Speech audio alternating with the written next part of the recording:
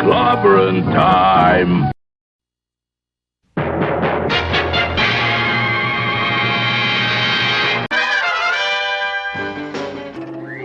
Atomic batteries to power. Turbines to speed. Roger. Ready to move out.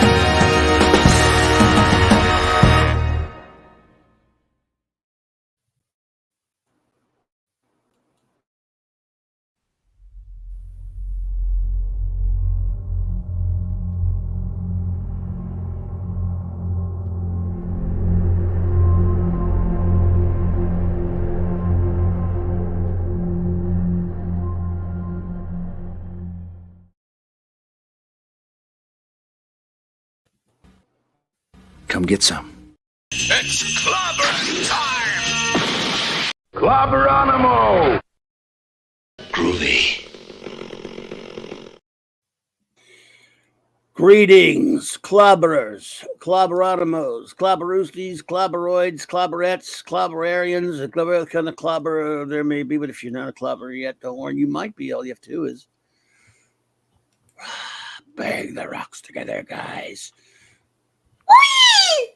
Clobberonimo! Yeah, welcome to Clobberin Times issue number. We made it over that hump. Last night was 700 and 1400. So today is, well, 701 and 1401. So we only have 1,000 more shows to go before we hit a really cool number. Yep, got a long way to go for the really cool number. Long way. So, not 1,000. Oh yeah, we have 1,000 more shows. It's 1,700 first show. Huh? Yeah. No, it'll be 300. And that'll be 1701. No bloody Yes, I A, meant. Yeah. no bloody B. I don't know if we're gonna make it that far. Anyway, it is Clobby's Clubhouse. Yes, we will. Don't talk like that. I'll shin kick you, Christmas man. It'll be you two doing it, and I don't know where I'm gonna be. Clobby's Clubhouse number 112, folks, with the most wonderful first officer in the fleet, Commander R.M. Briggs, and the Chief of Engineering, MARC D. with a CC. Welcome, both. Thank you for being here. Dun, dun, dun, dun. Dun, dun, dun, dun. Well, I'm glad to see you all here tonight. Thank you all for joining us last night, by the way. I had a great time. Let's see here. Number one, please open us up with any words you may have. Opening words, if you will. Well, thank you so much, Captain. Good to be here. I love you, best friend. Hail to the chat. Good evening, all of you beautiful, smiling, happy, amazing people. We are going to have such a great time tonight. We're going to talk a little bit about Blake 7. We have to cover the Duel.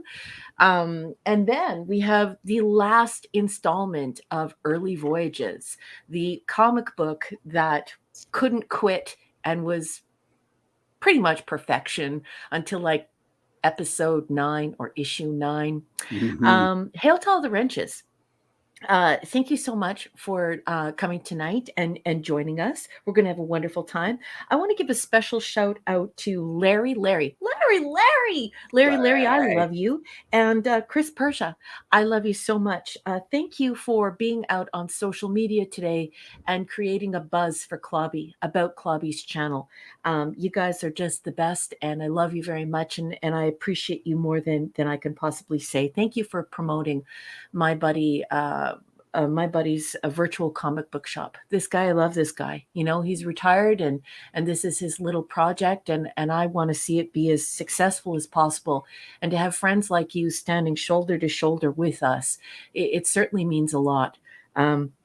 You're under no obligation. You have your own lives, and yet you lend your talents and your time and your space on social media to us to promote Clobby. I love you guys. Thank you, Larry, and thank you, Chris Persia.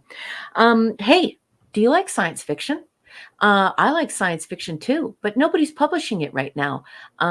That's because corporations want activism and activists. And I'm not into activism or activists. I'm not an activist. I'm just a scholar and a science fiction author. So if you like episodic short stories, science fiction, you can pick my stories up at Barnes & Noble. You can also buy them at Amazon. On Amazon, they're only 99 cents. I have a new book coming out. I need to get back to work on it.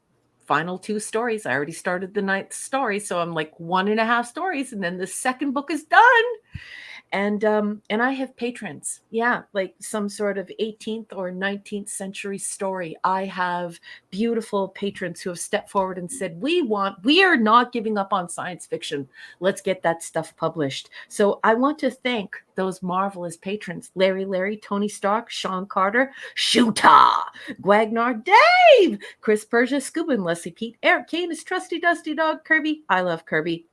Enigmatic Drop Bear, Michael and Cassandra Beacon, Mark D with a C, Anti-Derivative Jill, Jill, Maximum Redstone, JT Kirk, Dadman and the Dadman Clan, Lord and Lady Thoth, and of course Lance, chuck those puppies some cheese, Rob Altus and Tyler. And thanks to everyone who is just following. You guys are too cool for school. I also want to thank all of the lurkers. At the end of the week, there are so many people downloading and rewatching this show on YouTube that sometimes we end up on the better side of 200 or even 300 sometimes. And that's due to the lurkers. Folks out there like, and others. So thank you so much for supporting Clobby. Are you a member yet?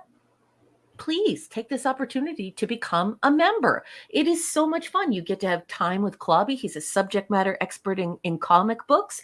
We have silly custom emojis that are great fun when you're in the chat on Saturday Night Star Trek, and it's bumping and we're having a great time. So go ahead, become a member. You won't regret it. If you're not ready for that yet, don't forget to clobber the like button and hit the sub and hit the bell, hit the clobber the notification bell so you know when Clobby is on. I think that about does it, other than the fact that I need to say hello to my good friend Mark D with the C. He's the coolest cat ever. You need to buy his killer cornucopia.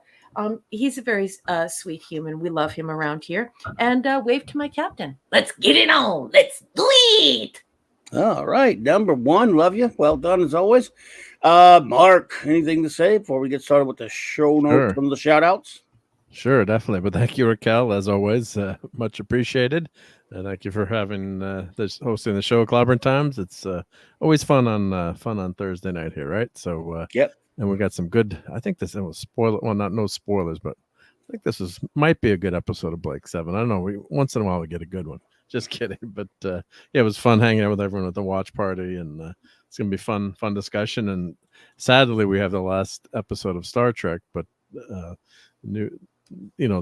was it number 18 or 17? What's the 17 Star Trek early voyages?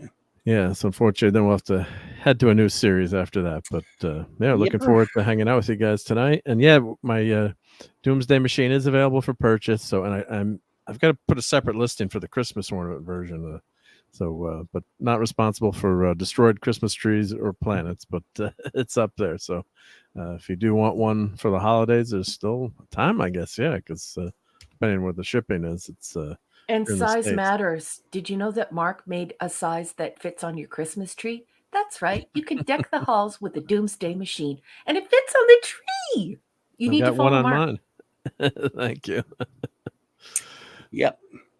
All right, dude. Well, there you go. Let's see. Again, I want to thank everyone who hung out with us last night on our landmark number 700. It's number 700 on YouTube, and of course, it's number 1400 overall. And it was a lot of fun, and I do appreciate you all being here for Claude was that there. Celebration. Well, nothing's perfect, is it? Minimus. I see your show notes now.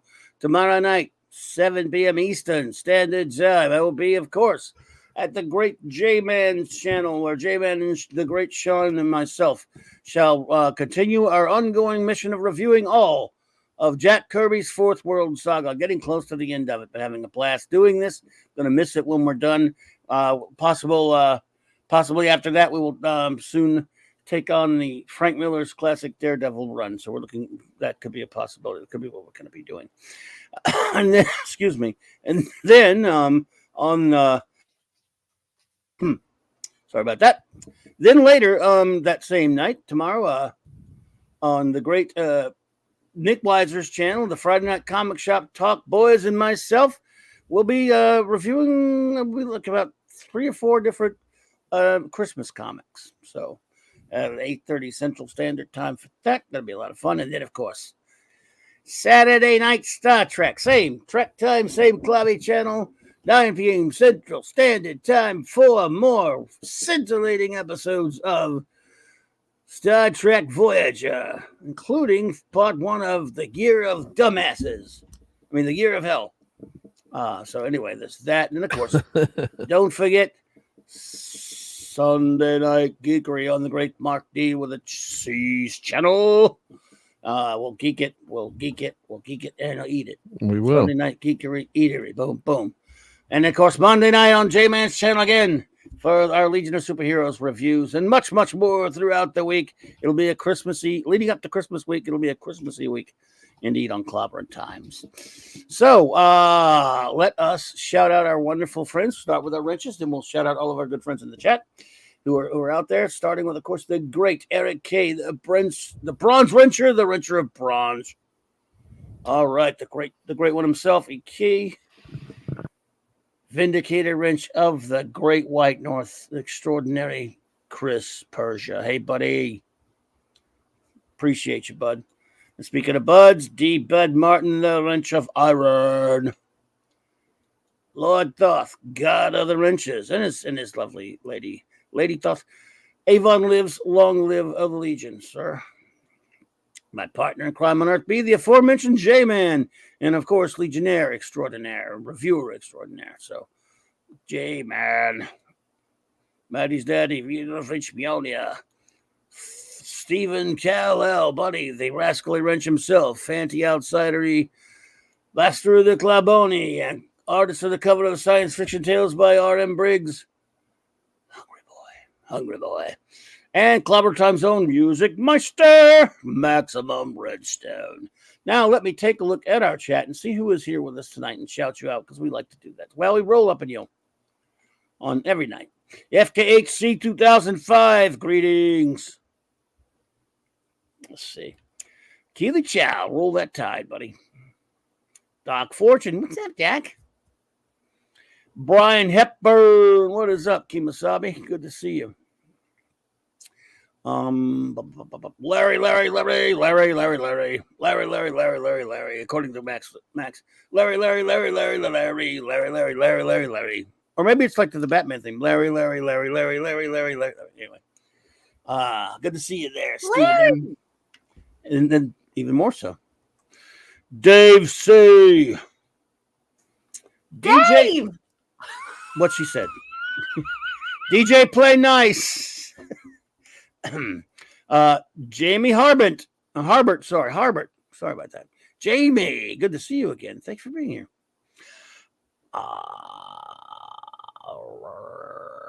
Dave Rayborn, my cuz. What's up, cuz? See you, buddy. Adrian James, the Tetrarch of Apathy. What happened to Dream Girl? We lost you again? Oh, you're there. Okay. I'm here. I'm working on your new video. Oh, okay. I can't help myself. I've been working on it all day. I'm very excited. You should go back to writing. No, I kept you from writing. I hate myself. No, I'll get back to writing right away. But for right now, I'm working on the Wild Card Wednesday intro. And don't tell them. It's got to be a surprise. Don't tell them. It's too late now. You already did. Ravenscroft. Sorry, boss. It's okay. I think they'll live. Miss Martin uses. Hello there, Miss Martin. Good to see you, my dear. Let's see. Jamalama.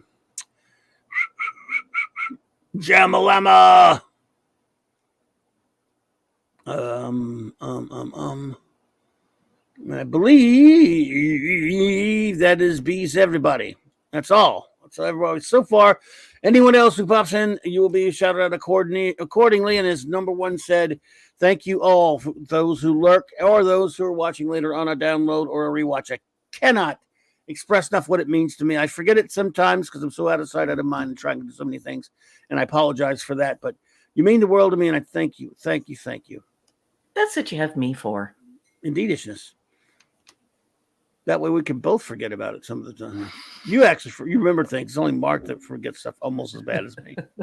Jamalama ding dong. Woohoo! Jamalama! Let it be noted to Jamalama that it is fact number one, aka Dream Girl, who said the ding dong part, not me. I would never do that such a thing, but a woman could get away with that. So. He put it in the chat first. Oh, okay. Still. It's awesome. The Jamalama. Yeah, and my ding dong. Ba, ba, ba, ba. I love that song. Totally reminds me of Grease. Well, yeah, but I think it reminds me of the Animal House soundtrack. Oh, cool. Jamalama, baby, and my shamalama ding dong. Sorry. Ooh, mow, mow, pop, pop, pop, pop. Okay. Mow, mow. In my shower. Mow, mow. Mow, mow. Mow, mow. Oh, my God. Totally different. That's okay. She's sorry, folks. Do you believe her? Do you forgive her? I'm not sorry. Don't be. Never be sorry around here. Oh, my goodiousness. All right. Well, okay, folks. What are we doing now? I guess we'll review things in a minute. But we should. We should review stuff and things. And then some things. But let's first, since it is next week will be, I'll just let everybody know, next week, or a week from tonight, it'll be obviously the show before Christmas weekend. I'll be here. Number one says she'll probably be here. I don't know about Mark. I hope he will be, but he's got busy family stuff usually. But if he is, fine. If not, but either way. But we're gonna probably just we won't do the usual reviews or whatever. We'll do some Christmassy stuff. We might talk about some Christmassy geeky related, of course. I love that idea. Christmas that is things. So much fun. Let's do it. It's not really an idea. It's more like a broad scope of things because I don't really know exactly what. Are you there, Mark? Mark. I turned my mic off for a second. Where are you? Boomer. I do that sometimes when I go to cough. I have a switch in my mic.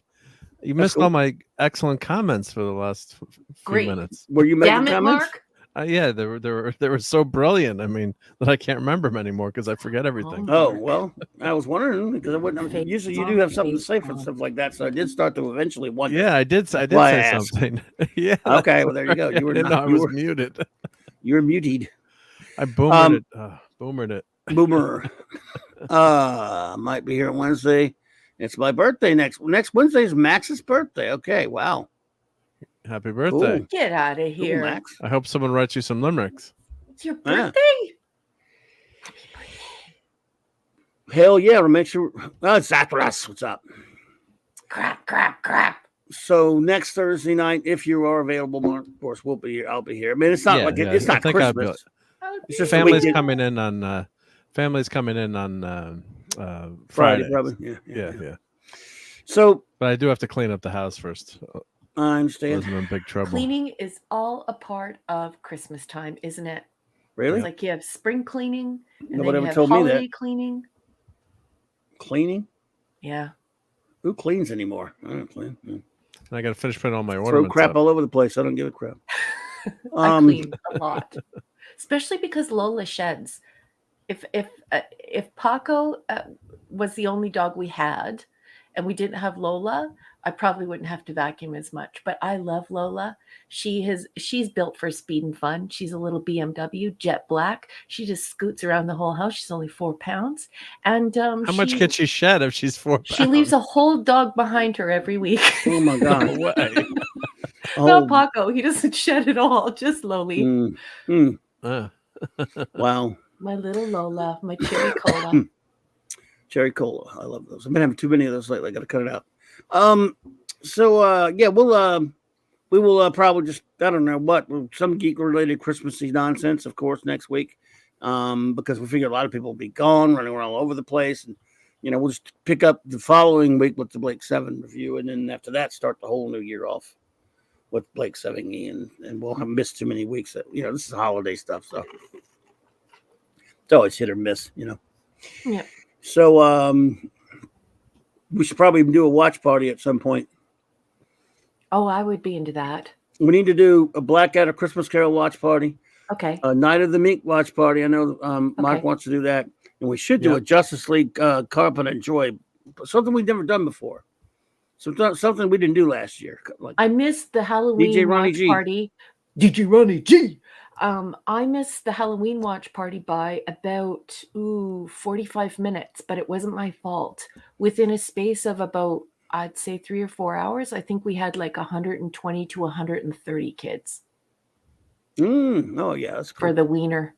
So There you go. yeah, but no one's trick-or-treating on Halloween. So that's good. And I do have a Santa that has a little he has a box in front of him that you're supposed to put letters into, but instead I fill it up with candy canes. So people just walk by my house and they take a candy cane. So it's kind of trick-or-treating. Anyway, I will be available for the watch parties. Alaric Harrow's. Alaric! We'll think of some cool Christmassy stuff to do a watch party one night. This one for sure. I did, Max. I said wiener because it's the Halloweener. Wiener. Yeah. The ween, as we call it here. Night of the Meek Zone was on last night on Me TV. I wish I had Me TV, by the way. Yep, Larry. That's Mark's favorite Christmas thing. That's a gooder. Yep. My family was like, "You're making us watch that again?" It's like, well, how could you? You can't watch that episode too much. There are some things that are I just did watch too it with good. me. Yeah. I love the Charlie Brown Christmas special, Larry, and I haven't been able to watch that in forever. It's been decades. I want to try to watch it again, but I don't want to watch it on network television because I never know when they. I might have a way for you to watch it. Well, maybe Larry is suggesting we do it for the watch party, at least. I don't know. Sure. The watch party celebrations. I Did own you that know on DVD. that Sean Carter from Mars Where? recreated the Charlie Brown Christmas and put Really? it on his lawn? He made them out of wood and then his wife painted them. And they look amazing. Like they're 100%. What else would you expect from Sean Carter from Mars? But it's so beautiful. I don't think where he lives it snows though, because it looks as though he is experiencing a brown Christmas. But you should see his display. It is so cute. They even put up little posts around it, and then they dress the posts in red ribbons so the posts look like candy canes, but not candy canes, like candy sticks, peppermint sticks. So Nice. yeah, Awesome. really cute. Michael Bacon. Hey, good evening, Michael and there. Cassandra Beacom. Shout Kiss out your to beautiful Cassandra. wife for me, please. Good to see you there, buddy. Oh, well, let's see. I'm in the mood for some Hallmark movies, says Zathras. You got to be kidding me. You Hallmark movies? He's kidding. He's got. By the way, did you get the big Babylon 5 Blu-ray set that just came out, Zathras? Please tell me you got it. I want to feel like at least you got it. I'm the only one. Everyone's picking it up for only $100. Yeah, a little under that, but yeah, it's cool. Ravenscroft. You think he probably or because if you didn't, that means you must think Deep Space Nine is better. Is my only conclusion, Zathras. If you didn't buy it, then you must think Deep Space Nine is better. That's just gonna go way out there. Why is it a risk, Michael? Tell me why it's a risk. I've seen your wife. She's beautiful. She's very kind. Yeah, but maybe he's in the doghouse. He might be in the You're not in the doghouse. doghouse, Michael, are you? Yeah, he might be in the doghouse. Oh, man. You know what that calls for? Dairy Queen sundae with chocolate and cherry and peanuts and maybe flowers. Princess Fiona. Oh, allergies and trying to listen. Don't want to get snot on my phone. Oh, well, Hi, everyone- Faye. I understand. Well, you know what, Fiona, I'm sorry about that, but I hope you feel better, my dear. Feel better, We're great to see you. We love you. Fee fi fo fum, I curtsy to you, princess. I hope you are feeling better, sweet lady. My brother bought it, so I can't watch it till Christmas. You mean he's bought it for a present for you? Is it your Christmas present, Zathras? Ooh. Or is it the other Zathras? I mean, you say your brother, you mean is your brother or the other Zathras? Zathras bought it, so Zathras can't watch it, though Zathras gives it to Zathras for Zathras' birthday or Christmas. Zathras can't remember which one. It's one of those things. Zathras get birthday and Christmas confused. See, that Zathras is not really a Babylon 5 band. We don't like that Zathras because that Zathras likes DS9 better. With that Zathras, we're going to shoot out an airlock. Larry, I love you so much. Thank you for watching my cosplay. Yeah, I released 2 new cosplays. I did my my Starfleet science officer, and then I did my UFO cosplay. Just because I haven't been able to capture them when I'm at the convention because I'm too busy signing books and visiting with people and stuff. And it's weird. You have to get up really early in the morning. You have to set up, you have to be there all day. And then at the end of the day, you're exhausted. And it's weird taking pictures in the parking lot when everybody else is packing up. So, I put them on last weekend or the weekend before, and I was like, I have to document these. And it was actually Mark and Clobby who encouraged me. They were like, well, you know, you had them, but you didn't have time. So make sure that you document them. So I got them up, and I'm pretty happy with the way that they turned out. I think they look okay. My husband took the pictures once again in the foyer with the cell phone, and we threw it together, and it was great fun. I love cosplay, so thank you for tuning in and for supporting it. Don Power Ranger. Don Ranger Power on top, dude. He says, hope everyone is well on this 40th and 5th anniversary of the British release of Superman the movie, and so pretty much this past week is the release in general. 45 years ago, I was at a movie theater seeing the possibly my greatest movie experience of all time. Love it.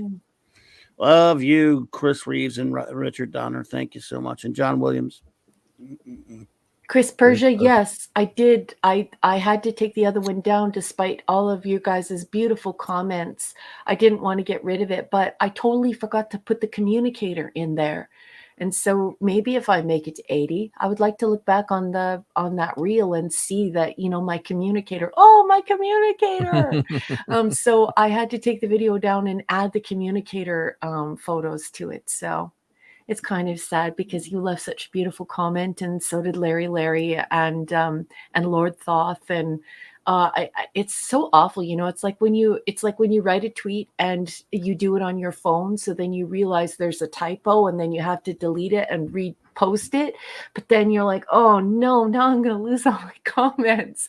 So yeah, especially when people say nice things or you have a beautiful conversation with someone. So it kind of sucks, but I had to get my communicator in there.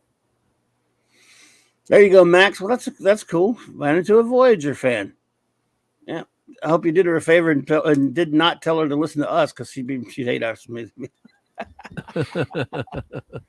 He should say, hey, I got this YouTube channel you should hear. They talk about your favorite show every week. That's it. Now, if Max were a mean person, he would have done that. But, you know. And Michael Beacom is in the doghouse. It's that first base definitely leads to second and third base for him. So he can't smooch Cassandra right now. He has to wait until later. Where did he put that in the chat, or are you just throwing it out? No, he 100%. Oh, wow. Okay, I must have missed it. We want to move along from there.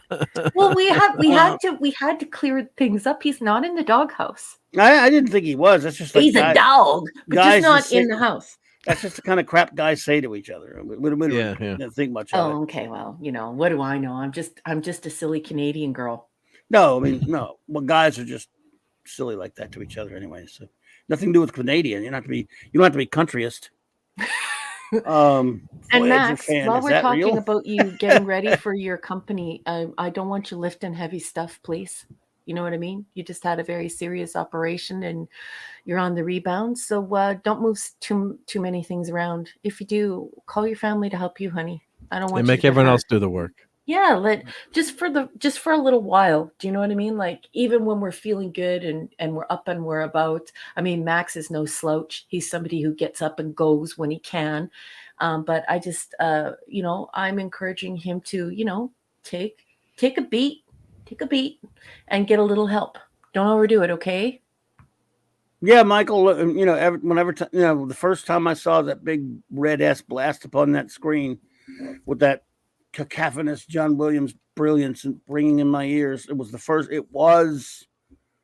It's the greatest single moment I've ever had in watching a movie at a theater, and just got better from there. And I'm with you every time I see that big red S on there. The big red S. Love it. Big red S. Oh, Max is reassuring everyone it's just little stuff, no refrigerators. Okay, good. That's good.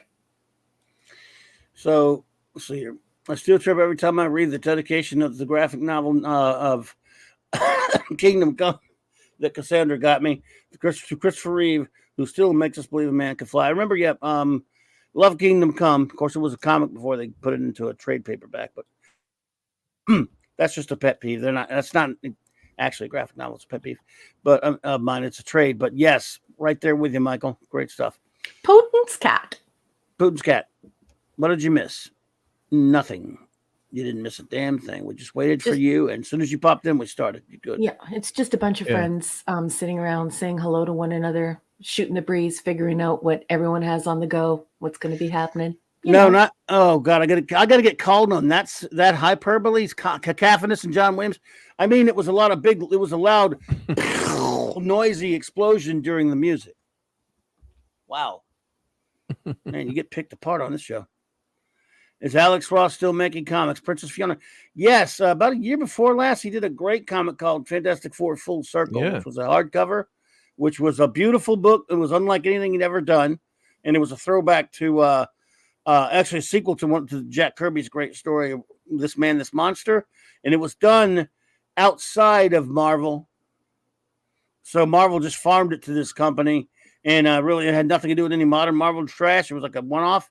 And it's a beautiful book. I've shown pictures from it before. So, yes, Alex Ross is still doing some stuff. And this was done, yeah. Okay. So, I guess we should start our review, right? Who wants to review Blake 7? Sure. Or not. Yeah. Let's do it. Okay. Okie dokie. Yeah, first I must cough again. Let me get my slideshow going or ready. Coughing there. Sorry. All right. So tonight's episode. Well, what you get that up there? Get that. Rewind the video here. Sorry. Where am I at? There we go. Guess I'm in the right spot.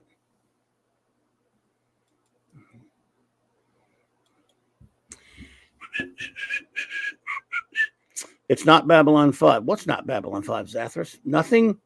Zathras, nothing but Babylon 5 is Babylon 5. However, you could talk to JMS. Babylon 5 was highly influenced by Blake 7, and I'm sorry, it's a better show. I love Babylon 5, but Blake 7, anyway. Bow down before me, son of... Oh, I put my last name in the chat, Max. Wow. Kneel before Zod. All righty. Okay, what you got? Oh, let me know when you're ready. Oh, it's going. It's a rolling. Okay, everyone.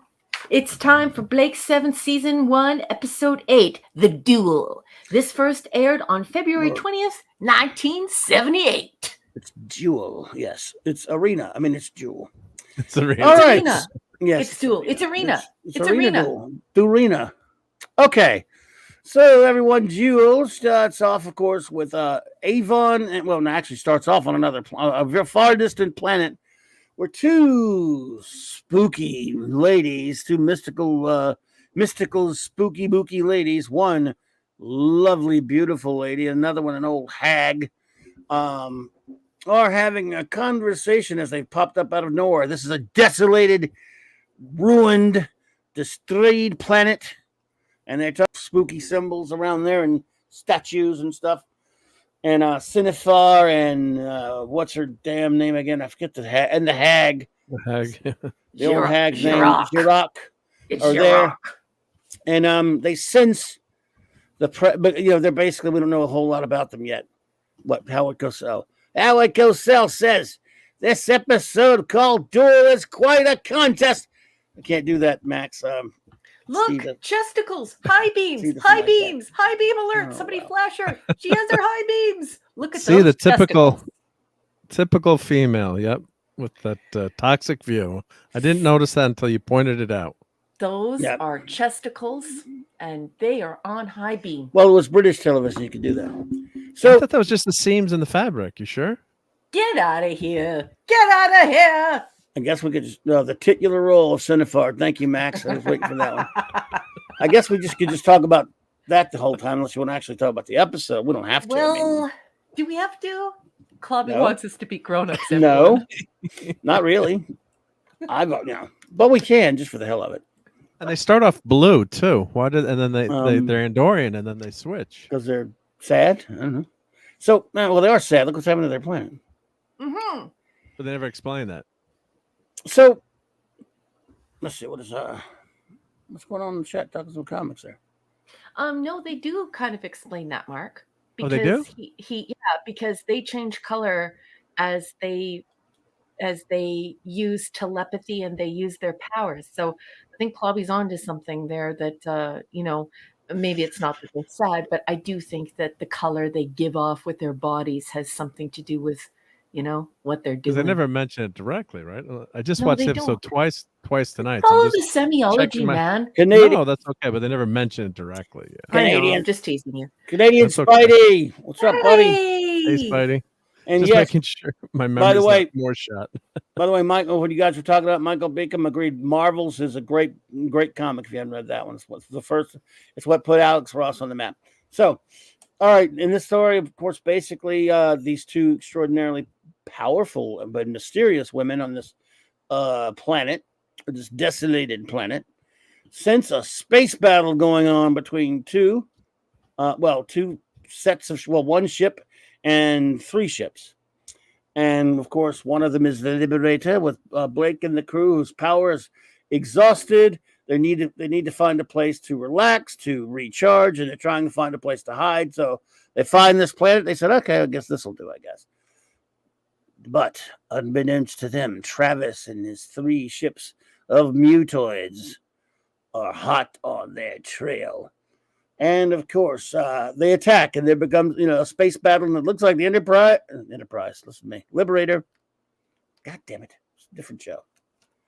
And the Liberator looks like it might be outmatched, but Blake, of course, says we're going to make a fight of it. Why not? There's really not much they can't do. They could do. Their power banks are drained pretty low. They can't outrun them, so they turn to fight. And of course, at the last second, when the two ships are about to ram each other, and who knows what's going to happen, they're frozen in space. And both Blake and Travis are transported into the presence of these two women who inform them. Basically, they said, look, you guys, did you ever see the episode of Star Trek called Arena? And they said, well, who hasn't seen that one? This one's Demonic Rebellion. Welcome. Good to see you. And they didn't say that. By the way, I'm just going to go ahead and get that out of the way right now. So let's get the Arena jokes out. I'm handling that. This episode is absolutely and look, you know how much I love this series, and I even like this episode. This is such a blatant ripoff of Arena. I don't want to hear one defense of them ripping off the Arena. I'll defend it right now. People rip things off sometimes. Rip off or homage? Rip off. No, look, I mean, so. Oh, it's a total rip off. I mean, it's not even. I mean, it's put it to you like this: did they rip up the exact dialogue? No, of course not. No. But the premise is too thinly disguised. I mean, have we looked into this? Did Terry Nation say that he was like doing an homage to Star Trek? No, I don't think it's an homage anyway. Captain Vanity. Not seen Arena. I mean, it's inconceivable. Captain Vanity. Oh, hey, Captain Vanity. Captain Vanity. Star Trek was big over there. Yeah. There's no way he would not have seen Arena. I mean, Well, no, I'm but not- I know, I'm but not- he also pays tribute to Robin Hood, right? So, but when asked, he's Well- like, "Oh yeah, I love Robin Hood, and it was supposed to be like Robin Hood, and that's why they look like Robin Hood." You see, but even though he has a thing called the Federation, and even that symbol turned on its side.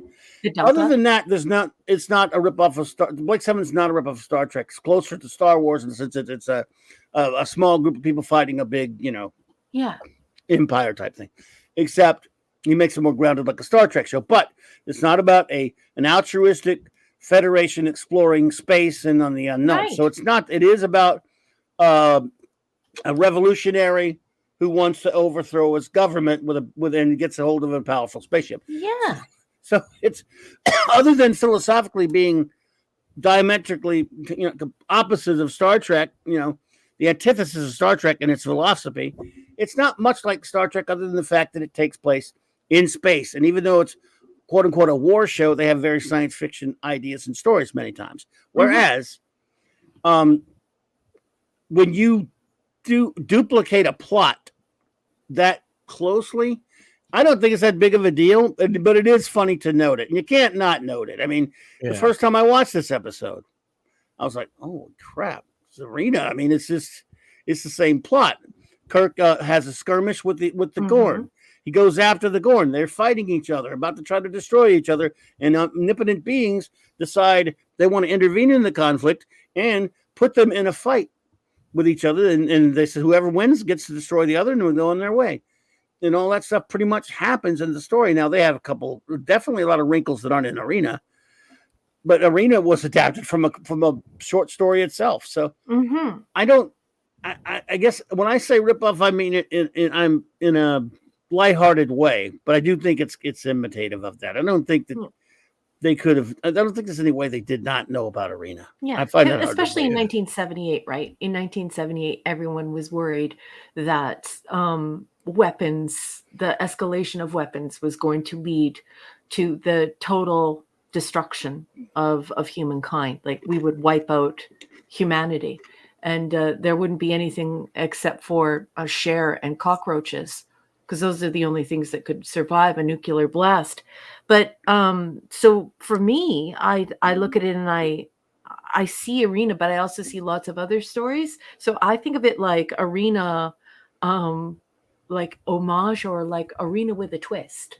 It's a lot of twists. Okay, again, like I said, I'm just noting the similarity, or I'm just noting the similarity is too much of a coincidence. Nevertheless, it still does a few things that Arena does not, that differentiate it from it a little bit. And yet there's no other episode of Blake 7 that would make me stand out and go, oh my God, that is so fill in the blank, this show or that show.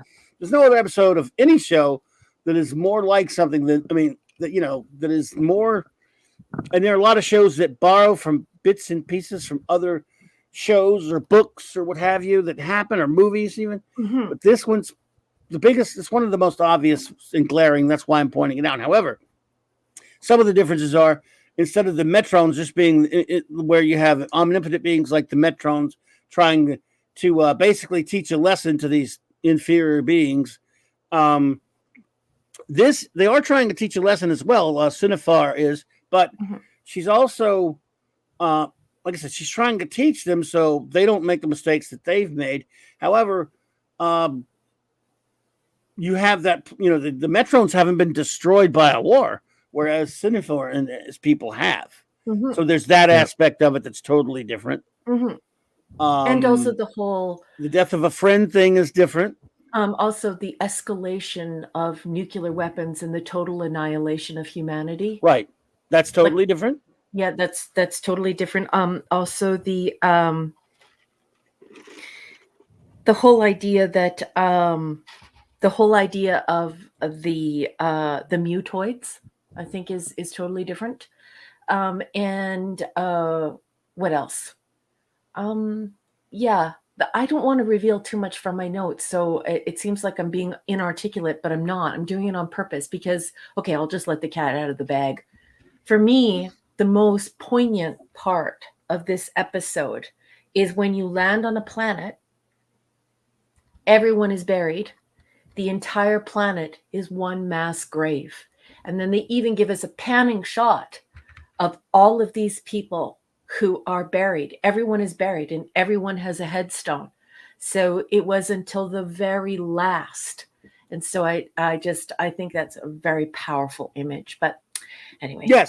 Well, I think they should have So- definitely put some in text citation in the credits in referencing Arena, right, Raquel? Yeah. Well, no, definitely- because there's a story that there are actually a couple of stories that predate it by quite a lot.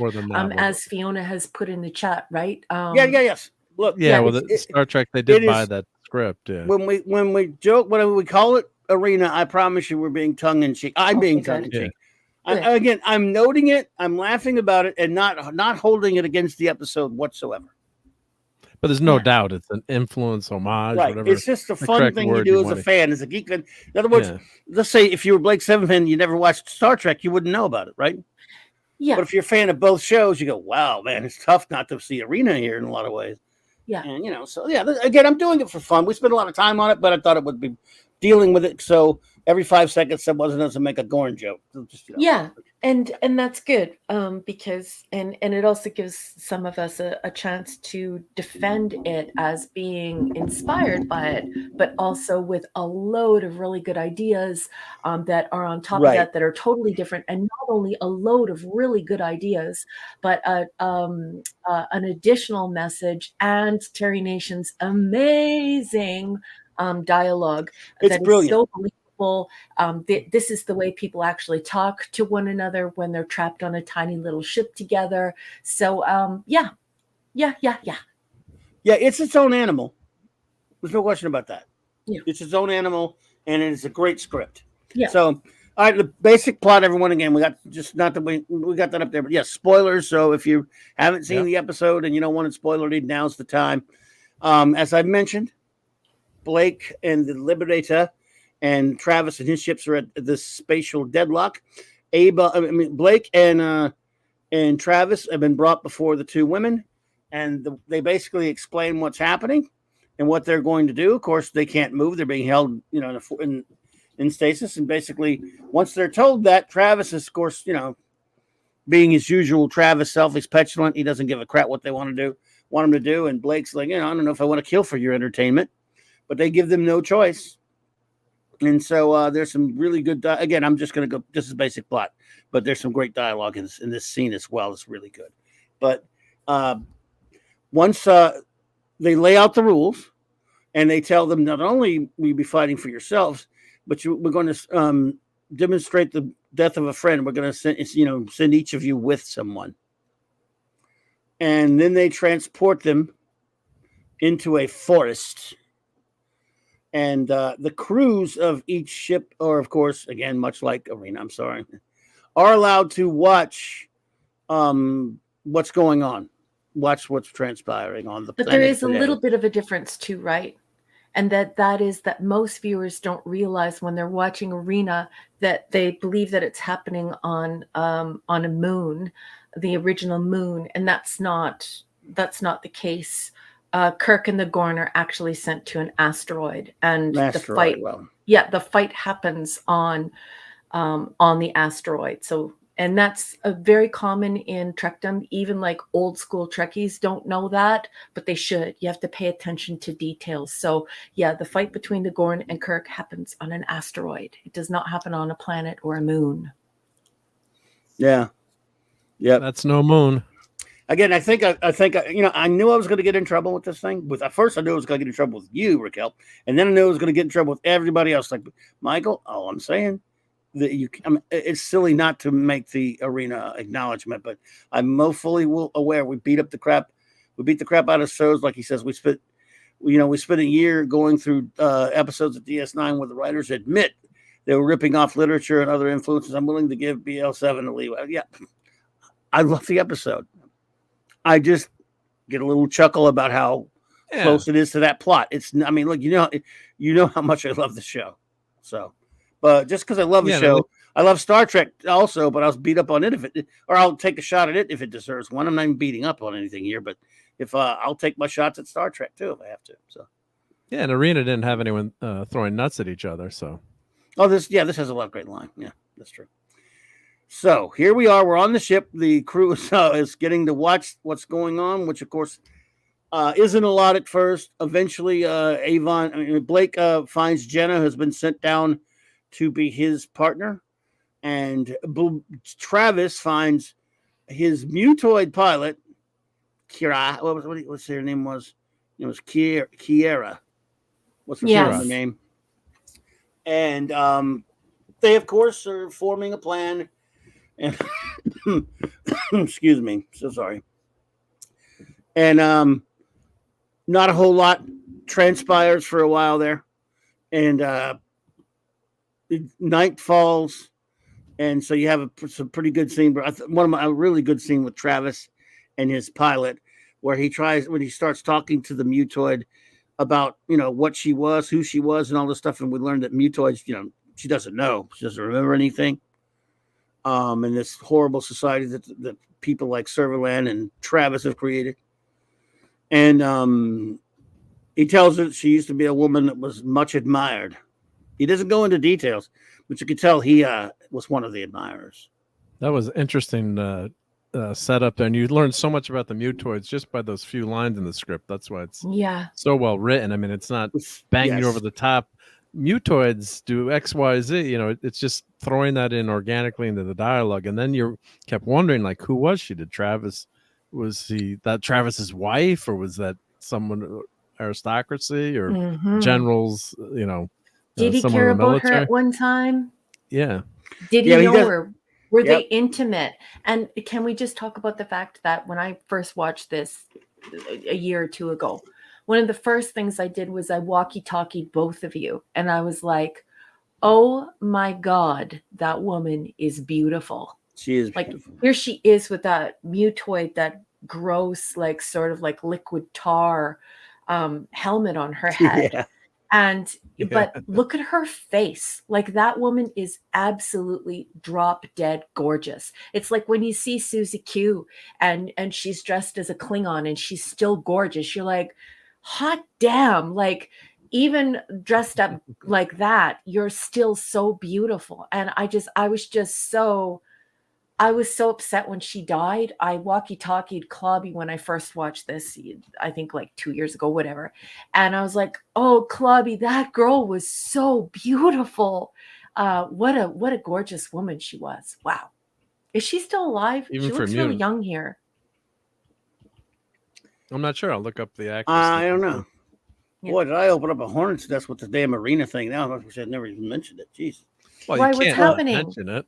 I just, people are going to wiki on me now. All these other Peona with all these other plots that have things. I mean, that doesn't excuse that this is a lot like Arena, but I take it. Well, it's just so noticeable too. I mean, some of those outer, if you don't know Outer Limits, it's literature. What's the? I'm well aware that it's taken from a Frederick Brown story, though. We've talked about that on the show many times. Yeah, but it's very important for everyone to realize. Everyone take a deep breath. Everyone realize. No, we're good. Princess Fee comes from academia.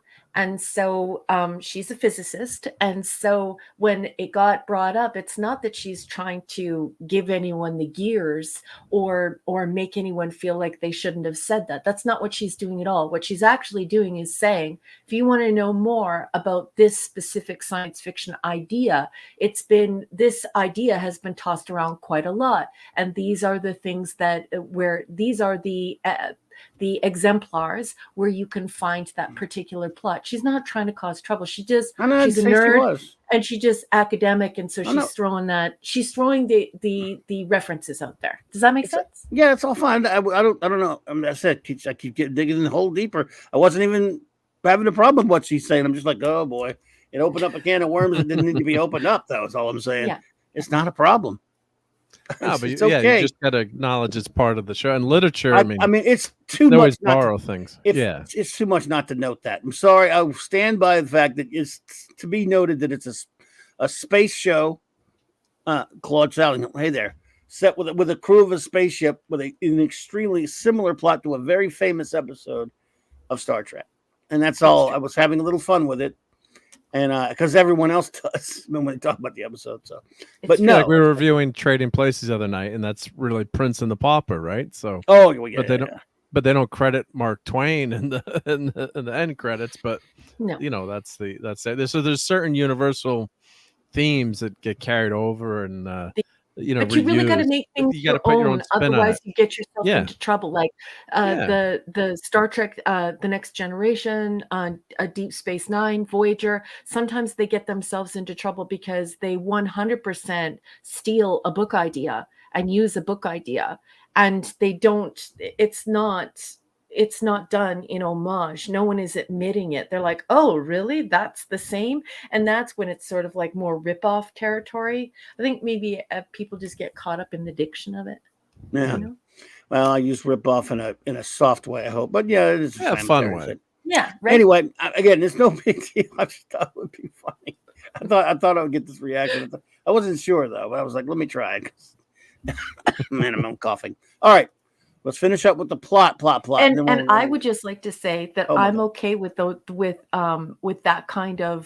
those kind of mistakes. I mean, I actually have the Cestus 3 poster in my basement, and every time I walk by it, and my non-Trekkie friends are like, "Hey, that's from Arena," and I'm like, "Yeah, except for the battle didn't happen on Cestus 3; it happened on an asteroid." They even got it wrong in DS9. So yeah, they did. Can I get a refund on the poster that I'm looking at right now in my room? I have the same Ultimate poster. Galactic I love the one-on-one poster. fight I for love it Cestus despite 3. its flaws. I bought it knowing that, of course, every Trekkie worth their Trekdom in their Trekkie Trekness knows that it didn't happen on Cestus 3. It Well, of course happened on the asteroid. you could say it is a fight for Cestus 3, though, right? Whoever wins no, gets. No, they screwed up the poster mark, but it's okay because darn it. a lot of Trekkies 1000% believe that Arena happens on Cestus 3. Do they really? No, and they say on the bottom, they say Desert Planet Showdown. Yeah, Desert Planet Showdown, and it did not happen on a desert planet. I want a refund. Or maybe Sorry. I could use whiteout. And we talked about that when we reviewed TOS. That's right, yeah. And there were people in the chat that were like, "She's wrong," and then they went and looked it up, and they're like, "Oh shit, she's not wrong." Of course. Did they really? Oh, Yeah, wow. anyway. Could not be reached for further comment. Welcome. Now, remember, we talked about on the Trials and Tribulations, which I love, when Cisco himself says, of course, I'd like to shake his hand, speaking of Kirk, and ask him about fighting the Gorn on Cestus 3. I'm like, wait a minute, you guys making this show, you can't get that right? Yeah. I still love Trials and Tribulations, but I'm just saying, The Mandela effect. I mean, like you know, Dolly had braces. Cisco actually lives in that universe. He should know better. I love you, Fiona. Don't you worry. I read you loud and clear. You're just nerding. Please continue to nerd. I love you. Continue to nerd, yes. Yeah, well, there are I don't want to sound like a jerk, but many of us have come to these stories by reading them first. And so when nerds converge with geeks, it's just important for geeks to realize a lot of people were like, "Hey man, I read that first." You know what that calls for? Get those nerds!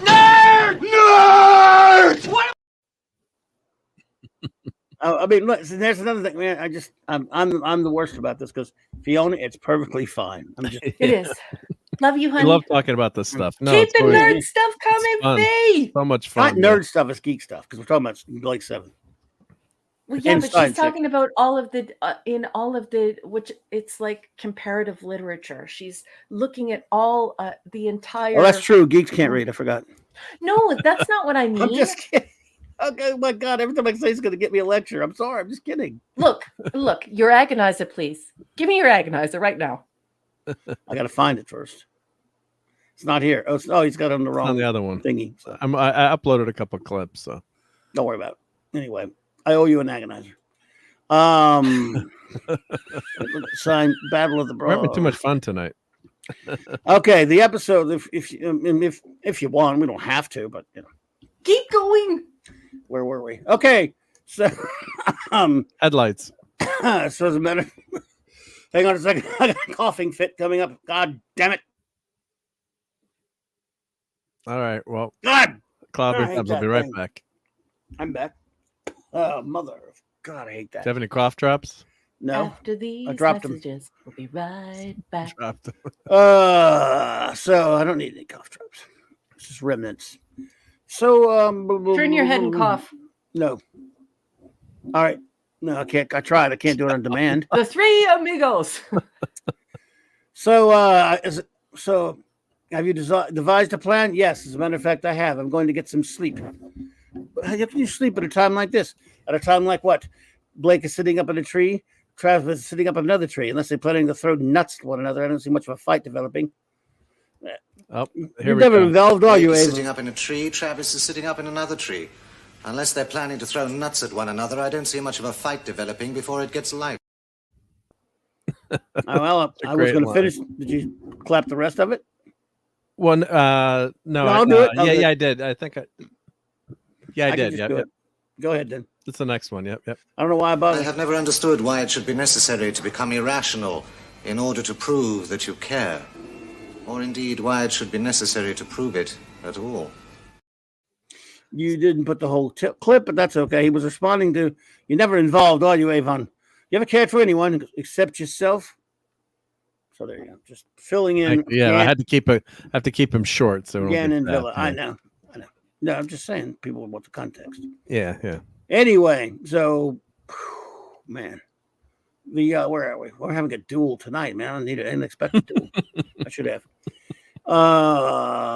So later on, eventually the daybreak, our intrepid explorers go out and Blake is quartering the area while Travis is building a trap. Very Travis-y of him. Ravenscroft, that's a good point. I've got to lay off the cigars. As soon as I start smoking them, I will definitely not lay off of them, probably, so I better not. I wouldn't mind a cigar right now. Never had one, but I know I wouldn't mind one. I wouldn't smoke it, but I would pretend to smoke chomp on it. Like Ben Grimm. Yes, chomp. Like Kirby. And Kirby, but he smoked those suckers. He did smoke them. I think he did. But he didn't inhale. No, don't think so.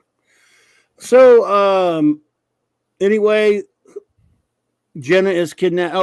First, of course, we find out that the mutoid lady is running low on energy, and she has captured several of these vampire bat thingies to take their blood. And she has a little conversation with Travis about, she goes, so people she said about people calling them vampires as well. It's pretty much true, isn't it?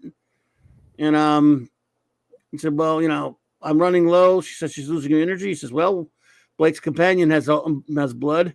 Even I like when he tells her, though, there's plenty of blood in me. She goes, but you're a fellow officer. I could never take the blood of a fellow officer. And he goes, I'm just glad. Make sure you remember that. So he's kind of, she says, do you believe we're vampires? He says, I believe you're useful. Travis is a bastard. I love him. So eventually, of course, wackiness ensues. And after they kidnap Jenna and tie her under a post thingy as waiting to lure Blake, because, of the weakness of the mutoid and unable to cut the rope in time for the thing to fall and kill both of them, Blake is able to free Jenna and escape and then have a big fight with Travis, which, of course, he wins.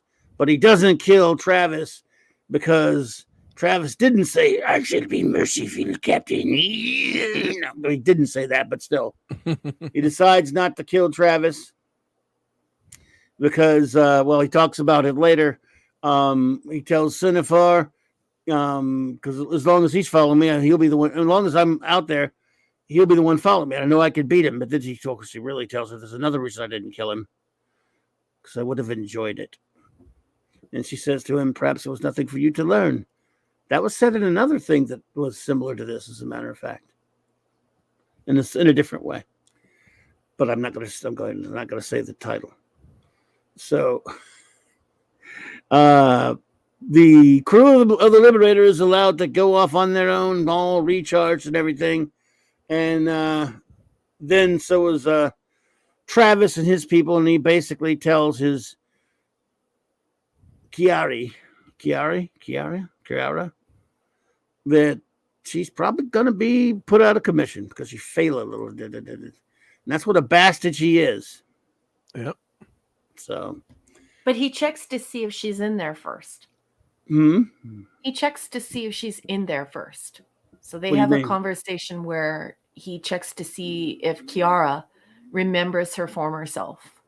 He did that earlier. Yeah, I We know, talked but about that I earlier. I'm like Mark, that resonates with me because it's like, okay, so what's Travis doing here?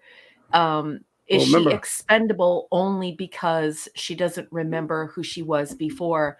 And did he have a relationship with her? And then when she, I don't care. I don't remember anything about my former self. It's completely irrelevant. So Mhm. it's like, in one way, it proves how dastardly Travis is, but in one way it doesn't, because in one way it just leaves you wanting to know more about what went on between Kiara and Travis before she was a mutoid. Anyway. Gotcha. No, there's a great great character development here in this episode. Travis is even a stronger character, even more well-rounded in terms of his obsession. He's like a Gervais going after Jean Valjean, another theme in literature. Mm-hmm. So he's or the white whale. He's got to have, like, he doesn't. That's right. Other ships are destroyed. He doesn't care, even though maybe there was some connection to that mutoid. Maybe he, you think maybe they had a relationship. And what I love about it, they don't tell you, right? They keep you guessing instead of most modern TV. They would tell you everything. They would have 20 minutes about the background of the mutoid, Mm-hmm. and just in a few lines, you're True. thinking and wanting more, wanting to know more. Mm-hmm. And same with these characters on the planet. Are they AIs? Are they witches? Are they robots? Are they're life forms that live forever? I mean, everyone on the planet is dead. Are they ghosts? Mm-hmm. You never know. How did they And- transcend to not being human anymore? And I love the Yeah. fact that you brought up Melville and Tolstoy. Very good. Yeah, so even though we can say this is a ripoff of or homage or similar, I mean, but all there's great literature. What someone said, there's a quote. There's 7 basic stories that just keep getting retold It's and true. retold. Many writing instructors actually tell their students that off the hop. Yeah, there are 7 stories. Yeah. Like Star Wars is really in many ways a Dam Busters, a World War II movie where they've got to destroy a dam, and very, very similar in a lot of ways to Star Wars. But you never know that, or it doesn't matter. It's just taking a common theme that really works and putting your own riff on it. And if you'd never, if you hadn't seen Arena, you'd never know. But I mean, it's there's enough differences, and they put enough of their own spin on it that I really love this episode. We can characterize it by this. My husband says that prior to being with me, he enjoyed watching television and he enjoyed watching films.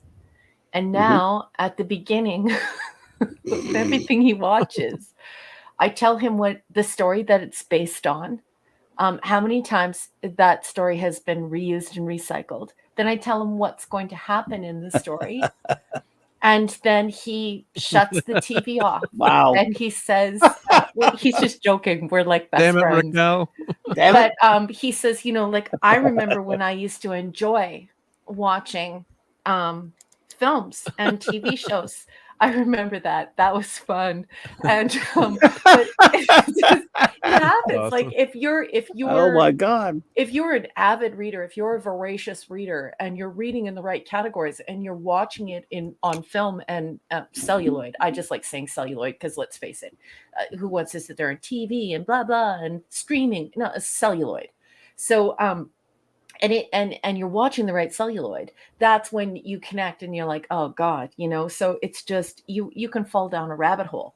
And just name everything that it's based on. And I absolutely love that you brought up the White Whale and Herman Melville, and I love that you brought up Leo Tolstoy, and I think it's just really cool. I like it. That was very nerdy, Mark. You big nerd. Thank you. And now I also you read can be books and like stuff a lot. Andy, and you can just when you're lying in bed with your beautiful wife and you guys are going to watch a nice film together, you can just say everything that's going to happen, and she can be like, well, thanks.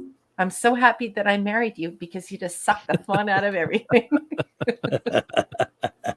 For sure. Yeah. Oh, well, okay. Number one, do you have notes about this episode? I do. Go for it. My first note is this is a tribute to Arena with a twist. We get some, and the only reason why I know that is because I believe I was told, or I had read somewhere, that the maker of this show, Terry Nation, I believe, is the person who wrote the most episodes, but there's another guy, one of them anyways, really loved Star Trek and really loved Robin Hood. So there are times when I'm watching this show where I'm like, Robin Hood! And then there are other times when I'm watching this show where I'm like, Star Trek! So just really cool, and I just really appreciate Blake Seven, and I love it. My first note after this is a tribute to Star Trek is this is so atmospheric. I love this atmospheric opening scene. I love the monument. I love the fact that the situation is truly alien, especially the weapon. You can tell it's a weapon, but it has been broken, and we see the broken weapon, this sign of peace from strife, looming over this hundreds of billions of graves with headstones. And then we see Jirok and Cinefar. These are very powerful images, and immediately you get this Snow White feel from Jirok. You can see that film, the Disney film there, although obviously it's much older than that. It goes back, Grimm's fairy tales, and even prior to Grimm's fairy tales, all the way back to orality. But you can clearly see that is that take the poison apple type of witch in Jirok, and instantly, my God, she's the devil. And that gets proved. Anyway, Travis arrives with the mutoid crew, and I cheer because I love this idea of these mutoids. This is very similar to something that Gene Roddenberry had conceptualized for Vulcanians. He originally thought, that perhaps we should be able to open Spock up, and he would be more robotic. They also tested him being completely red, and that did not go well on film. I love the tension between Villa and Avon. This is so enjoyable and believable, not only in dialogue, but in the fact also that these two they're diametrically opposed in personality, and yet they're trapped on this ship together. Good evening, Sean Carter. Sean Carter, Stuart Mitchell, welcome. And Dahlia Braces.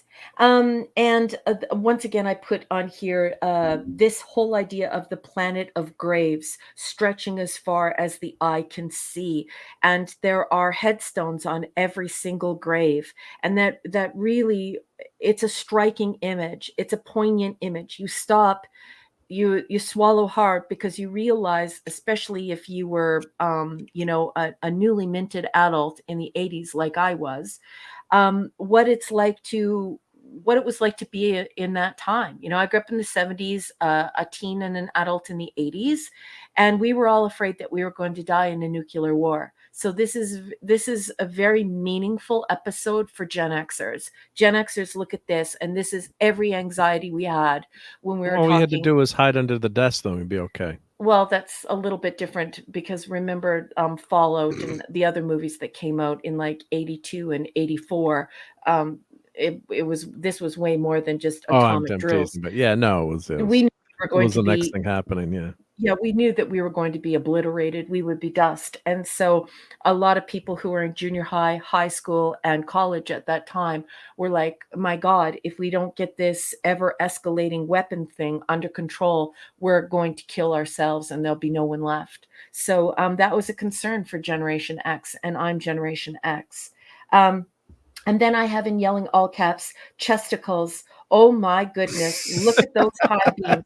High beam alert, high beam alert. Somebody flash her. She has her high beams on the highway, and there are passing cars.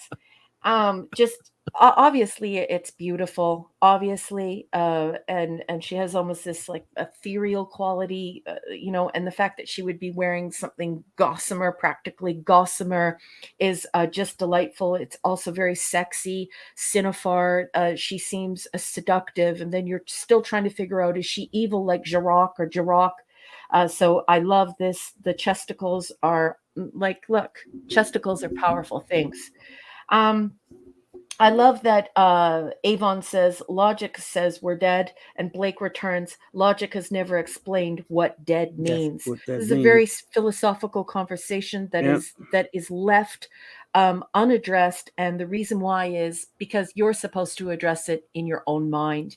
And when I speak about corporate hegemony or corporate control over ideas and thoughts and culture, this is what I'm talking about. When I talk about hyperdidacticism, telling people what to think instead of engaging them in the Socratic dialectic, engaging them in ideas and proofs and truth and versions of truth.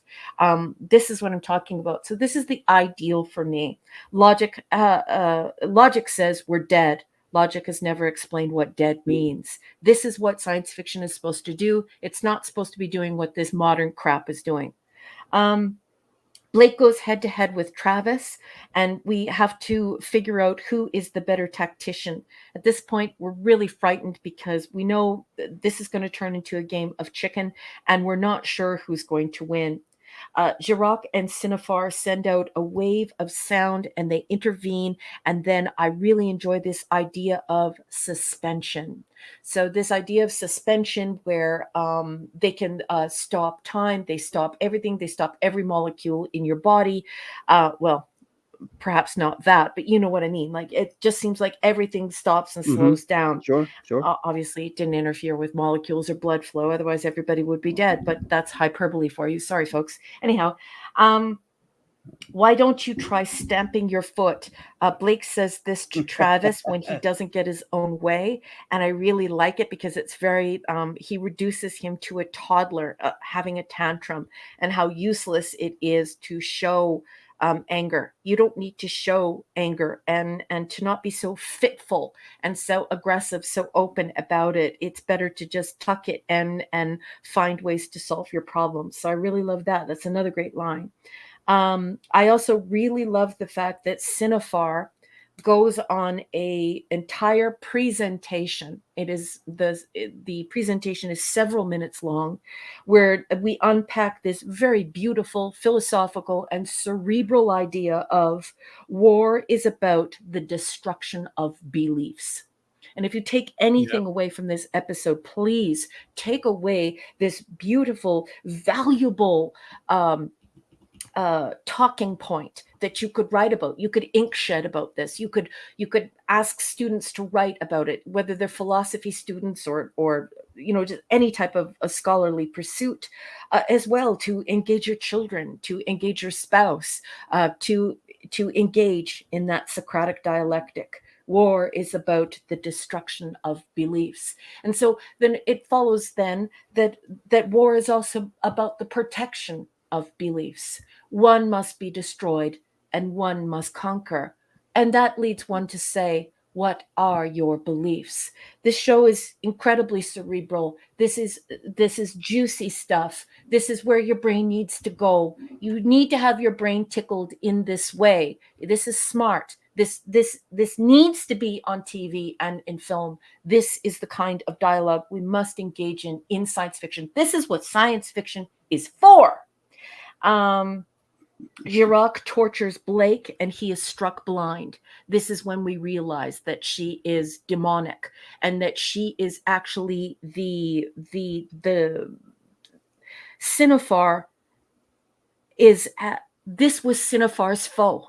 And so what Terry Nation and the crew are showing us is that Jirok is Cinefar's foe. The beliefs that cannot be reconciled, the thoughts and the behavior and the violence that cannot be reconciled. It can only be destroyed. And we show that because Cinefar intervenes. So we see like the Michael true versus Lucifer, maybe. Sorry to interrupt. But yes, Mark. Yes. Mm-hmm.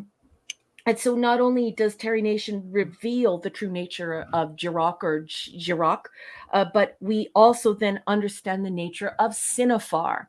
If Jirok tortures and kills and manipulates others for pleasure, then what does Cinefar do? Cinefar is Jirok's foe. She must control Jirok. This is good versus evil. Once again, very great idea. Jirok is evil. Cinefar resets the scenario. Everyone observes from the ship. This is a little bit like Arena, but the rest of the stuff is just too powerful to think about, but I did write that in my notes. Jenna is teleported to the surface as the quote-unquote friend sacrifice.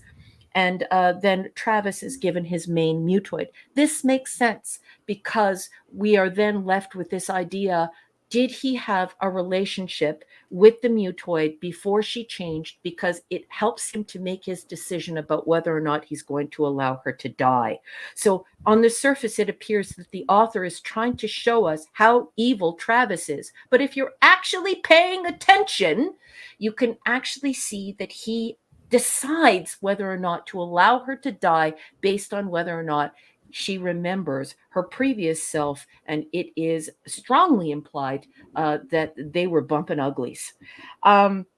And that he cared for her. The alien noises of the forest are creepy and very effective. They are truly alien, once again, creating this beautiful atmospheric stuff. If you're wondering why I'm wasting so much time talking about this, it is because I love Gothic. I love the whole Gothic genre, especially early Gothic horror with no horror. It was just atmospheric and Gothic. We have a horrific encounter for Jenna with the mutoid and the giant needle to sap her very life from her jugular. I find that to be incredibly violent. Once again, we have this Gothic horror element. We don't see any modern horror tropes. We imagine it. We think about how horrible it is, that giant needle, and then it all stops. But in those few seconds, we think to ourselves, my God, and it just makes you squirm. You just want to pull your arms underneath the blankets.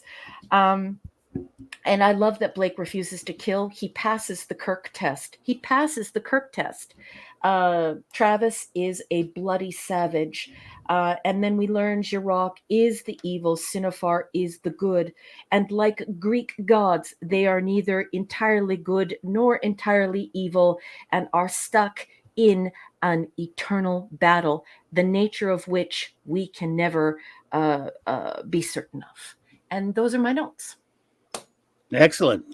Well done. Beautiful. Love it. Well done, number one. Great stuff. Mark, do you have anything to say about the episode? Oh, just love this episode. And who cares if it's similar to Arena? It's enough of its own spin that and you really invested in these characters only 8 episodes in, right? So this show does a great job. Of course, watching the series through, knowing the characters really well. It helps that second time around, but it's just you can really see the contrast too between Blake and Avon, which I love. They're I don't know if yin and yang, but exactly, but they're definitely opposite sides of the coin in some ways. And it's definitely not Kirk to Spock. I mean, Avon is no Spock. So although his maybe his computer knowledge and his skills, he's got that similarity. But you're watching this and you're totally engaged by the episode, and there's nothing that's boring about it. And they're making this on no money. And as Raquel said, those sets look fantastic. The planet looks great. It's not in another power station. Maybe it's a rock quarry, but they do enough of a job, and they keep the camera's perspective in at the beginning. So you can't see all the graves, but you can imagine them. You can see them faintly, but you use your imagination there. And of course, back in the day on a 13-inch black and white TV, it didn't really matter.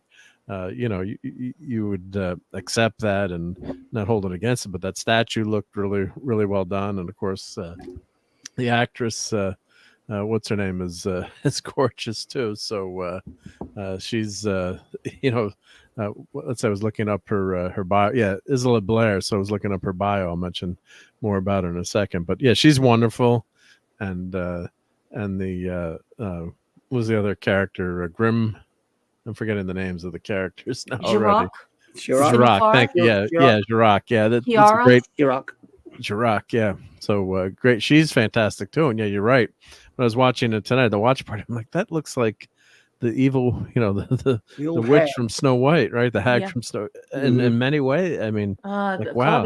Clobby, you just nailed it. Clobby's so well read. Yes, the old hag. That whole idea of the hag, and we've had that since orality. So before we were even able to write our stories down or turn them into anything, we had that hag, right? Yes. Yeah, and thankfully Rachel Ziegler did not show up in the episode, but yeah, no, it's classic tropes, but they're putting their own spin on it, a sci-fi spin. So I love that. And I do have a couple of notes from the wiki that I want to read. They're not very long, but so they say here, story notes: the only episode Travis appears without Serverland. Stephen Grief named this as his favorite episode. Wait a minute. He plays Travis. The only episode that yeah, it is. That's true. Wow. And of course, this wiki could be wrong, but yeah. No, it's true. It's true. Yep. This is one of 2 episodes not to have Dudley Simpson. Director Douglas Camphor bore personal grudge against Simpson and refused to work with him, so they used library music. The tracks concerned are Countdown and Space Paranoia from the library album Terrestrial Journey and Genesis by John Cameron. Well, it does have the opening, closing credits theme. That's Dudley Simpson, though. Yeah. But I guess they didn't like each other. Yep. Including main guests and background characters, this is one of only 2 episodes in which no one dies. Yep. Ratings 10 million people. Let's see. Continuity. Jenna compares the surface of the planet to a fusion bomb. This is the first episode in which pursuit ships and mutoids are seen. They were first mentioned in Cygnus Alpha and Seek, Locate, Destroy. So yeah, those are, and there's, of course, if I put the wiki in, it's got the transcript and some great references in this episode to this episode. And Isla Blair, I was looking up her bio. Who is she, my dear? Who is she? Is she Cinefar, Jirac, or Cinefar? Yep. Cinefar. The headlights. Yeah. So her husband is actually, she's married to. I just looked it up, and I'm trying to find the name now. Let's see. Oh, Julian Glover. So she appears in Indiana Jones and the Last Crusade. Oh, get out of here. Yep, she's still working. She's doing Diablo 4. She did. Wait a minute. Julian Glover, what about him? She's married to Julian Glover. She's married to Julian. Oh, wow. Yeah, so I love that guy. And he's been on Blake 7 also. Can I ask a question? Sure. May I please see what the mutoid looks like in real life? Oh yeah, I'll find that in the. Because remember, the first time I watched Blake 7, I didn't do any research on it because I wanted to just enjoy the show. I didn't want to know about the fandom. I didn't want to know about anything going on. I didn't want to nerd it. I just wanted to geek it. So I wanted to watch it and enjoy it instead of studying it academically. So I haven't looked anything up for this show, and I intend to keep it that way, other than what we discuss here. But I'm not researching this show is what I mean to say. So yeah, I would love to know about that woman, because I believe that woman is incredibly beautiful. Her eyes are like there's something else. My God, she is a beautiful girl. Yeah, she was on Space 1999 as Carla for 2 episodes. I'm just grabbing a few things that we might know. Let's see. And she was also on 2 episodes. Oh, she was on The Saint for 1 episode with Roger Moore. And let's see. She was on The Avengers for 1 episode. She's got a huge list of credits. And she was in A Hard Day's Night, but her scene ended up on the cutting room floor with Paul McCartney. And she was also in Doctor Who. And I'm pretty sure she was in Doctor Who. I think. Let's see here. Let me see if I can find it. Who she played. Let's see here. Let's see who. Oh, I thought she was in Doctor. Okay, I think she was in Doctor Who, but I lost the. It's not popping up now, so I'm doing my search. But yeah, so she's lovely, and let's look up. I'd love to see what she Mutoid. looks like without the mutoid. I'd love to see that Oh yeah, lady. yeah. That woman, like, she blew me away. I'm watching her and I was like, oh my God. Said to Clobby on the walkie-talkie, how could they kill her? Absolutely beautiful. Stunningly beautiful. Let's see. What was Mutoid? Carol Royal. Let me look her up. My God. What a beautiful lady. Let me look up her background. Yeah. So she's in, let's see, Carol Royal. Okay. So let's see her IMDb. Yeah, she's stunning. Yeah, she's stunning. Can we see what she looks like in real real I'll life? flip it over. Yeah, let me make sure this is. I'm going to put her IMDb in. I just want to stop. You know, when you go to IMDb, it starts playing a video. So I want to stop that first before I bring that over. And let's pull this screen over here. Here we go. And let me get up. So present the screen here. Okay, sorry that took so long, but that's her. So this is she's obviously older here. And oh my God! gorgeous, right? Yeah, so I was right. She is drop dead gorgeous. Look at her. She looks. She is as beautiful as Bo Derek. She is the perfect 10. Look at how old is she in this photo? Let's see if it tells you. Oh, let's see. Look at her. My God, is she ever beautiful? It doesn't say. A woman's gonna be hot until she's 90. Yeah. Yeah. What a cutie patootie. She's on Father Brown, I guess. Yep. Oh, wearing a Kess wig. Who put the Kess wig on the hot lady? Oh, she even looks good as a brunette. Yeah. Yeah, she's Hamlet, incredibly. That is one hot woman. And those are all of her. Look at her. I mean, that's an older lady who, like, she holds her own against 20-year-olds. Look at, oh my God, she's so hot. What a pretty lady. Isn't this supposed to be our line? Yes. We'll let her say it. Keep us out of trouble. Yeah. Come on, you guys. We're teasing. There's no denying it. When you see art, when you see the statue of David, you don't say to yourself, well, you know, I'll leave it to others. It's beautiful. And she is just absolutely, oh, that's a nice painting. Yeah, she's a very, very beautiful girl. Anyways, when she died on the show, I found her eyes so striking. And I at the time I did not understand the nature of the mutoids. So I was mad. I said to Clobby, like, why did they do that to my girl? She's so beautiful. So yeah, anyway, what a cutie patootie. So she's got 41 credits. And the last time she worked, she's still working pretty recently. Endeavor, Doctors, Father Brown. Mm-hmm. So, yeah. So yeah, what a lovely, lovely lady and a great performance. Gorgeous. Yeah. She's gorgeous. Yep. So let's hear it for the ladies over 40. Yay, Carol Royale! Yeah. And here's one more clip I didn't play. This is a good one. I don't mind rough. It's fatal. I'm not too keen on. So, number one, what is your rating for Duel? Okay, so this show is Blake 7, and so we give ratings out of 7. But I have to go past the rating of 7, and I have to give plus marks. This is like if you get an A+ in my class plus bonus marks, and my students who are out there who have experienced that from me, I'm doing it again, and I'm going to do it on Blake 7. There are a number of reasons why I am going to go over 7 for this one. The Planet of Graves. This idea of logic has never explained what dead means. Why don't you go stamp your foot? War is about the destruction of beliefs. This idea of Jirok and Sinafar as Greek gods. They ascended to their misery, and the atmospheric aspects of it. Everyone here knows I absolutely love Gothic fiction, and I love Gothic horror. I do not like horror. Gothic horror and horror are not the same thing. One happens in the atmosphere and you don't see anything, and the other is just gore.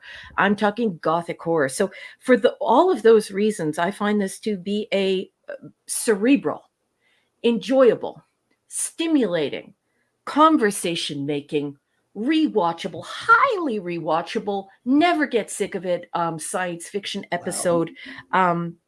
That is just so good. Like, it's so good. I put this episode in the same category as UFO and TOS. Wow. This is a 9 out of 7 for me. This is exactly what I look for in science fiction as a science Meshing up fiction my graph now. I want more of these ideas. I don't want corporate hegemony. I don't want to be told what to think. I don't need hyperdidacticism. I want the presentation of ideas. I want it done intelligently, and I want it executed with the same amount of vigor and joy as in this episode. Just so many great highlights. I can't go through my notes again, otherwise I'll just make everyone so upset, but I could just repeat myself all night about what a great episode this is. This is a 9 out of 7, and I will say right now, I'm not going to get into the business of rating these things, because Clobby knows I find that excruciating. But I will say that to date, we are on season 1, episode 8. This is the very best. This is the very best that we have watched so far and away. 9 out of 7. Wowzer! There goes our rating system. All right. By the way, while Mark does his, if anyone has any rating and anything they want to say about the episode Duel, please do so. We'll watch for it and star those and save them for after we're done talking about it. Marco. Yeah, I mean, 100% agree with that. Although, as I was joking, that is going to mess up my graph. You don't have to do that. You don't have to mess it up. I give it a 7. I mean, it's definitely a 7 out of 7. And yeah, really enjoyed. It's great on the action level, but it's also great on the philosophical level, as Raquel was saying, with with lines like these. I just clipped this one. Irreconcilable viewpoints. Your differences can only be resolved by the destruction of the other's belief. The classic pattern for war. I mean, how brilliant is that? I mean, it's relevant today, it's relevant back then, and it's always going to be relevant, unfortunately. So, recognizing what the true nature of warfare is. So, as a younger kid, you might just watch this and not notice all the higher meanings and the messaging, but it's subtly done, as Raquel said. Yeah, they're not banging you over the head. It's germane to the plot, and you never find out too what who those two were. In the end, the two witches, I'll call them, or the devil and the angel. You never find out. You just, are they trapped there? Is it a punishment? Raquel said, are they gods that elevated, or maybe the gods or God punished them? But that's what makes this show so interesting too, because you're thinking about it. You're thinking about it. What is it? 40 plus years later. So it's just phenomenal. So it's a 7. It's a easy 7. Yep. Okay. Well, there you go. Now, as everyone knows, and I rank the episodes. I've all the episodes. I did a show last year where I ranked all of the Blake Sevens episodes. And so Duel, I give a 6. It is a 6er. I don't go any higher than 7 either. So I'm sticking to my 7. Although in my top 10, I have some 7++++ and 7++++ and some of those, But I got this one as a straight 6. It's an excellent episode. But remember, and I have it ranked at number 27. Wow.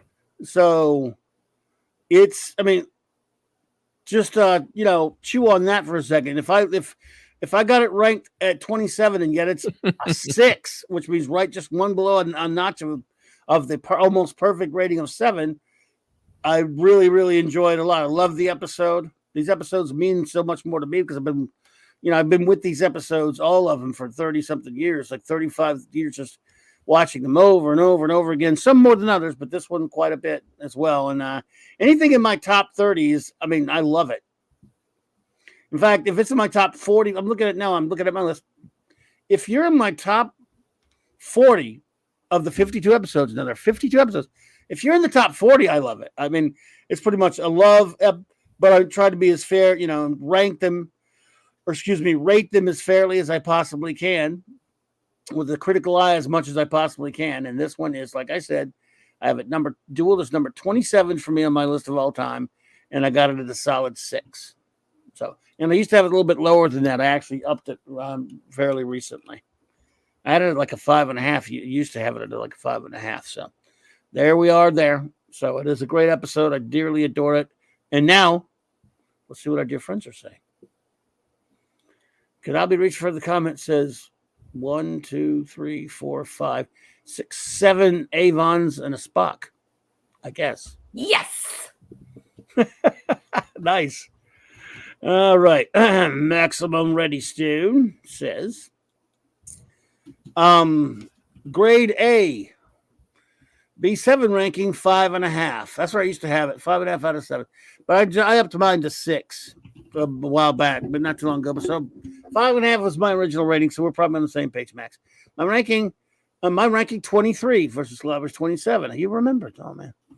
I deducted points as Zen, Callie, Gan, Villa, and Avon are sidelined, and Travis is Sans Serverland.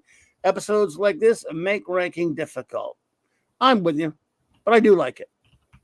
It's still pretty cool. Always got more. Here it is. This is Blake and Travis in the Showcase Showdown. Not only is this a true one-on-one match, but it's also supervised by a third party. Better still, a party of well-versed in Armageddon. Cinephar played by gorgeous Ilsa Blair Glover, representing the sobering solemnity that follows such horrific annihilation. Patsy Smart plays Shirok, who is the seemingly insatiable bloodlust. Is the number 4? She can't help herself. She has to corner Blake in front of Travis just to get a taste. We get substantive character building and about everyone. Blake and Jenna reflect on their run from the law. Yep. We see why Travis prefers mutoids. We have their pros and cons. Avon is Blake's opposite and competes with Zen to see who can be more disinterested. Callie, Gan, and Villa are the all-star followers. Okay. Both Travis and Blake suffer Raj Blake syndrome. Travis should have let Kiara refuel. The viewer learns the lesson as does Blake. Travis is incorrigible, but that's exactly the way we love him. Carol Royal is stunning as Mutoid Kiara. Dudley Simpson's music is shelved owing to director Douglas Canfield's grudge against him. However, we're treated to selections from the BBC library. It was interesting that being different, slightly different. Specifically, Space Panorama and Countdown of John Cameron's Terrestrial Journey. The corollary of a world far past total Armageddon, trying to speak those not yet completely doomed, isn't lost on me. Thank you, Max. Now, Ravenscroft, I'm seeing 2 of 3. Oh, this one's under it. They are out of order, and Ravenscroft has included an apology for them being out of order. But they're all there, boss. It's fine. I just wanted to make sure I wasn't messing them up. Okay, 7 out of 7 for Ravenscroft says, my first ep of B7, Echoes of Arena, with clear delineation of character. Travis, Blake, Avon. Travis, Blake, Avon. Travis loses because he has no connections. Blake wins because he does. Yeah, that's a good point. Good point. Poignant picture of mutoids and great on-ship dialogue with Avon, one of his most revealing lines. And Callie's intuition. Jenna gets to do something. Greif, a great villain he is. He is the true Travis. Like Arena, a bit hypocritical on the part of the aliens. We believe in peace, so fight to the death. Surely they could have thought of something less brutal, but hey, aliens aren't perfect. Good point. Sorry, out of order again. Don't worry about that. Don't worry about the out of order. You're out of order. You're out of order. You're out of order. You're out of order. The candy machine by the men's room is out of order. All right. So another episode reviewed, folks. 8, and I guess not next week, but the next we will review the following episode, because next week's gonna be like the big Christmas show, Christmas party. It'll be the Clubhouse Christmas party. So, but next week, the next episode will be Project Avalon. I love it. One of my favorites. So, okay, I just opened up my comic book, and now since Larry is in the chat, Larry, it is time to open up your comic book. I do have one enabling thing to show real quick. That's Blake 7. Can I do that? Should I do that now? Yeah, I suppose. Yeah, it's a production diary. Yep. I would just had to get my tea. So let me share my screen here. I'll stop this. So this is very Blake 7, and it's brand new. It's out now, and it's a production diary that someone's making that also does annuals. Let me zoom in. I'll put the link in. I know. I want this so bad. Oh my god. So this is B7 Production Diary Series A by Jonathan Helm and Graham Robertson. They've got, I guess you could share it there. So date it just came out this week, last week. Yeah. From Terry Nation's initial pitch meeting in September 1975 to the broadcast of ORC in March 1978 and beyond.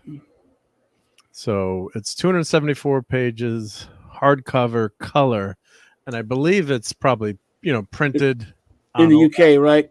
Yeah, it's printed on order. And they did have a coupon at 66 mackerels, but they did have a 15% coupon at one point. Put the link. I might know. This is Lulu. It's self-published. Self-published. Yep. What kind of a world do we live in? Like, I don't understand why the world is like this. Do corporations not know anything? They won't publish any science fiction at all, will they? Yeah.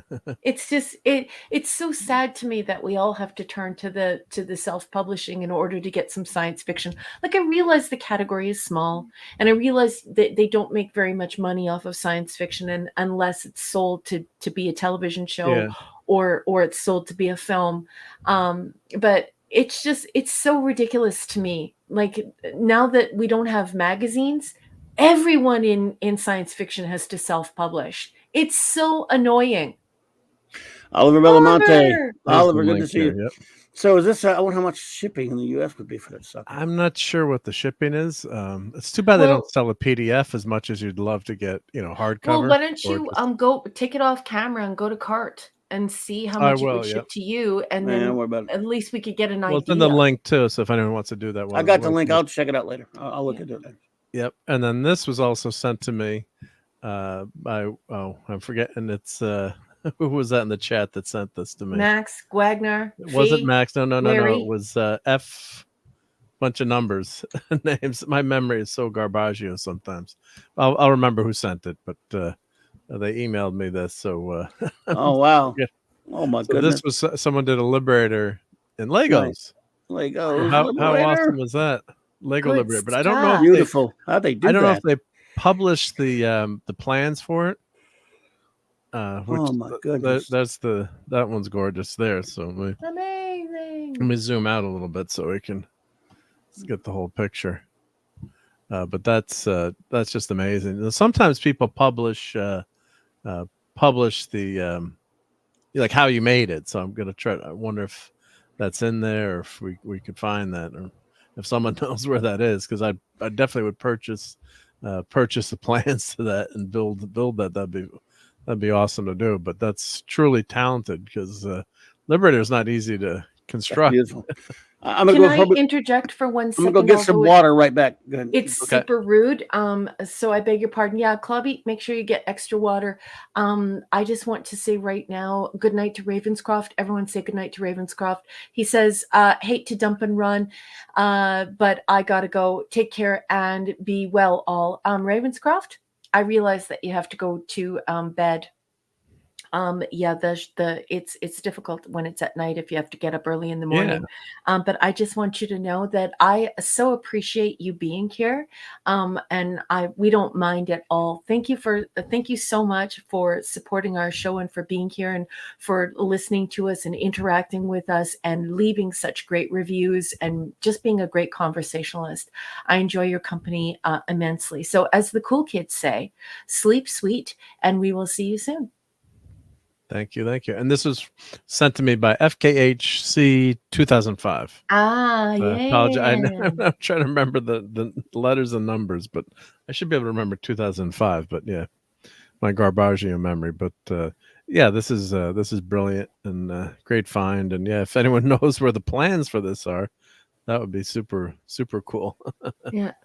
So, and then of course here's the.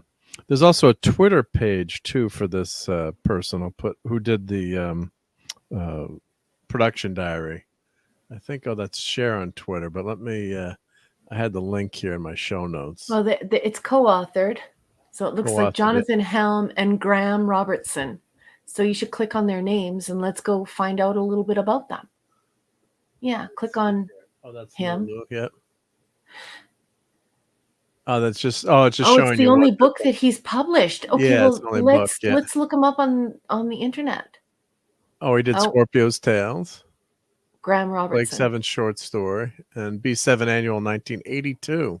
Oh, so he's been a fan for a long time. So you can buy that for $61. This is Blake 7's 1982. So the 40th anniversary. That's that annual they did a couple of years back, and so they made it because there never was a Blake 7 annual for 1982. So they made one as if it were 1982. It was beautiful. I wanted that thing so bad when they advertised that sucker. They had the project going on it. It's still available, Clobby, I guess. Yeah. Max is reporting that the shipping is $5.68 to $23.69, depending where you live. How much is that annual? $61.27. Oh, shit. That would even be better than the. Of course, I think they're supposed to do another one too. Well, there's a 2023 annual. Let me. Here's the link. It's got a 5 out of 5 from 2 different people, and normally I would say, well, that's not very many ratings, but I mean, this is science fiction. It's like, Here's the B7 2023 annual.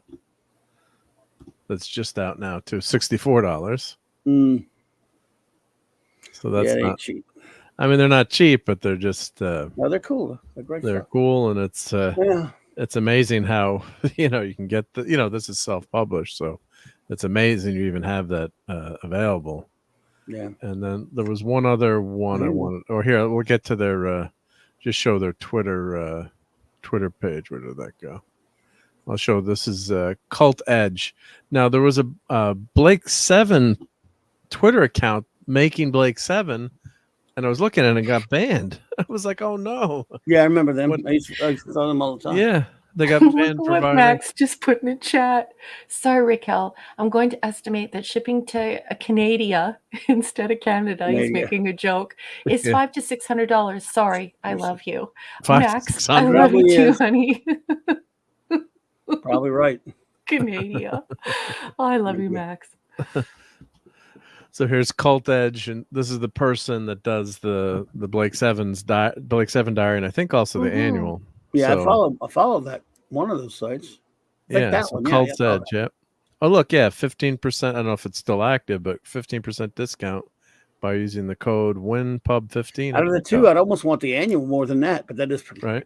Could not be reached. Further comment has said you better get it while you can, because Lulu has a habit of scrapping anything that might, snuggle up to copyright. Speaking of which, did you know that I received a copyright? I got in trouble for Happy Birthday. For what now? They made me take Happy Birthday down. Oh my goodness. What Happy Spock Birthday? Saying to Kirk, Happy Birthday. You did like that 2 seconds, yeah? Just Happy Birthday. They don't like you. Wow. I know, I got into trouble. It's probably because I was that on. Was it in another video or was it in? No, it was all by itself, just as a stinger. Wow. Yeah. Wes Cagle, hello, good evening. Wes. Yeah, I got in trouble. They it went gray. Yeah. Oh, so man, look at happy that. birthday. That's crazy. God, and I had to take it down. Damn it. Wow, that guy's got a Liberator also. Cool. Wow. There's the pictures in the book. Oh yeah, look, Oh wow, man, high that looks quality like a nice book book. too. I want that. Oh my goodness, it's a Good beautiful book. Sutherland. It's a great book. Wow. Yeah, they did a great job on that book. Yeah, Yeah, well, it's that's what very I'm saying, right? professional. Like, Yeah, oh, editors, like if you go around and you Oh read, wow, look at editors that. always say people who like science fiction don't read. They would rather see it on film and then say they read the book, and that's how most science fiction people are. A few Yes. editors have that opinion. So it's really difficult to get those science fiction books out there because they keep saying no one reads them. But this is absolutely beautiful, Oh and my goodness. yeah. wow. I mean, $60. Yes, that's a lot of money, but it's also not a lot of Oh, money. it's I'm sure for the time and beautiful book. effort, and Yeah. I know what you're Yeah, but saying. do you have for any all the idea work how they much did. that would cost to print? Oh, That's a color book. So like Yeah. how many thankfully, it's pages gotten a is lot it? cheaper. Not over 200 pages. Yeah. Okay, can you tell me exactly how many pages it And that's is, and just for I'll tell season you how much one it too. costs to make the book? Yeah. Let's Can see. you Well, do it's that had it for me? before. I think it was like That's just for season one too. Yeah, let's see if they. I don't. Well, I've got to go back to the original. Plus, remember, there's not going to be a billion Like people buying it like 250. they would a Star Trek book. So that Yeah. they got it's a very niche, unfortunately niche audience. Mm-hmm. So how they print these too is probably, I'm pretty sure, laser printer, high end color laser printers. So they, this you could never have done this years ago, small run books, but with digital publishing and the laser print. I mean, I know. I deal with work. I deal with printers all the time, and the one, there's some. We just got a new laser printer. How much was it? $1 million. It's like Yeah. $1 million. Yeah, but I mean, it can print. They use it to print books, and it's just amazing what they can do. Because the old days, you had to make a die, and actually, metal die to print each page. Be to typeset, and you had people that. Would typeset and arrange it, so it would cost a fortune, especially a book with photos. I mean, Is this hardcover or soft? Hardcover. Beautiful. Hardcover. Yep. Okay, so now do you want to know the cost of the book? No, I don't. Actually. No, I want you to know the cost of the book, that this guy's making no money. Okay, this is what people need to understand. Absolutely. Listen to this. Guess how much that book cost to make? I just looked it up on Lulu. I inputted all of the information and all of the same specs, the size, the page numbers, the color. Guess how much that book costs to make? $58.58. So he's making what? Nothing. $5-6 off the book. No, yeah. So he's doing it for the love of it, just like I am. There's no money in it. That shipping looked pretty cheap, actually. That's incredibly cheap to ship something like that. And Yeah. Is that across the pond though? No, I don't know. Lulu is in USD. Lulu is American. Oh, okay. Oh, yeah. okay. So, anyways, that exact book costs $58.58 to make. That guy is not making any money off of this whatsoever. So good on him. He's doing the same thing I'm doing it. He's doing it for the love of science fiction. He just wants to get science fiction out to folks. So, if you feel like supporting him, he's not making any money. And that's just series A. So it means he's gonna do all 4. Yeah, all 4. Yeah. Got to be gorgeous. And I guess the discount ends tomorrow at midnight. So that was 18 hours ago. So got to try to do the math on that one. But I guess that's in a few hours. So but if you do want to get it, you can get 15% off. And yeah, I'm thinking about getting it, but I don't know. That's just not that it's overpriced, but just what site is that again? I mean, not Lulu, but what Cult Edge is the name of the Twitter? Cult Edge is the Twitter.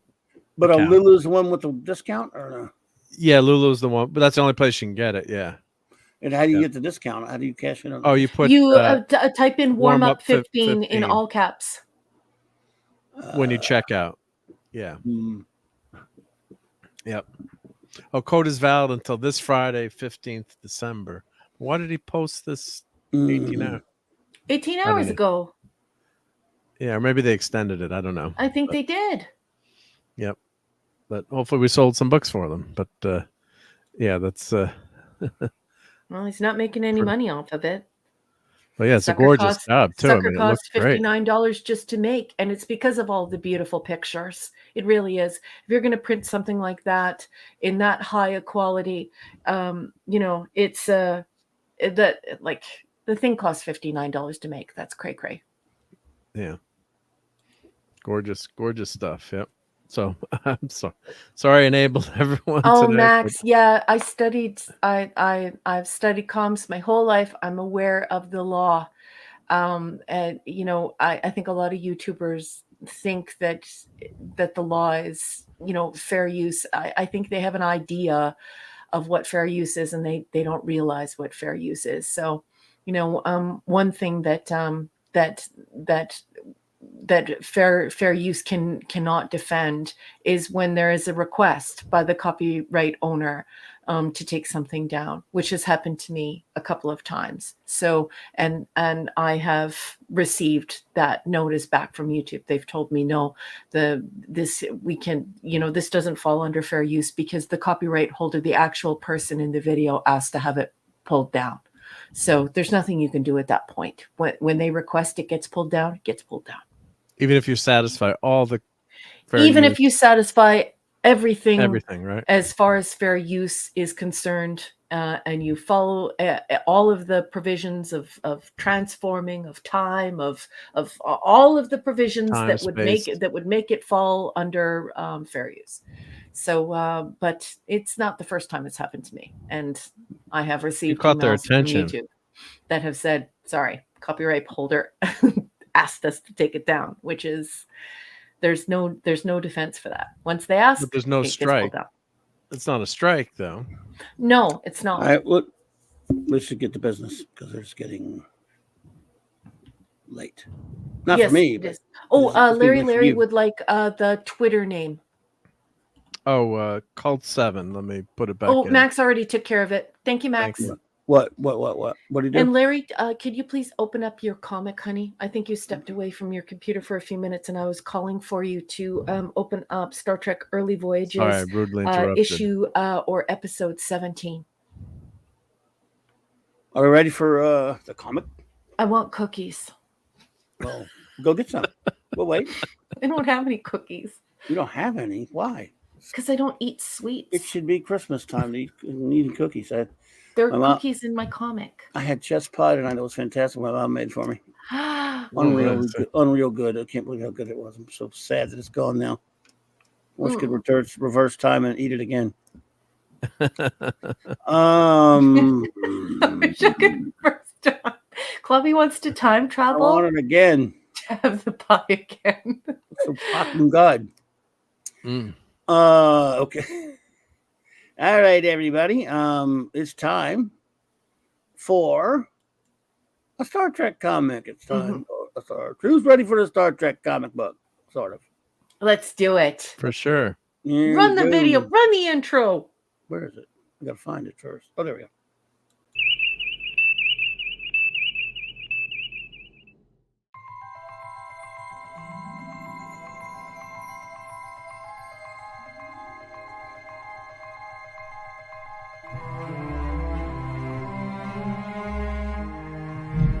Warp drive, Mr. Scott.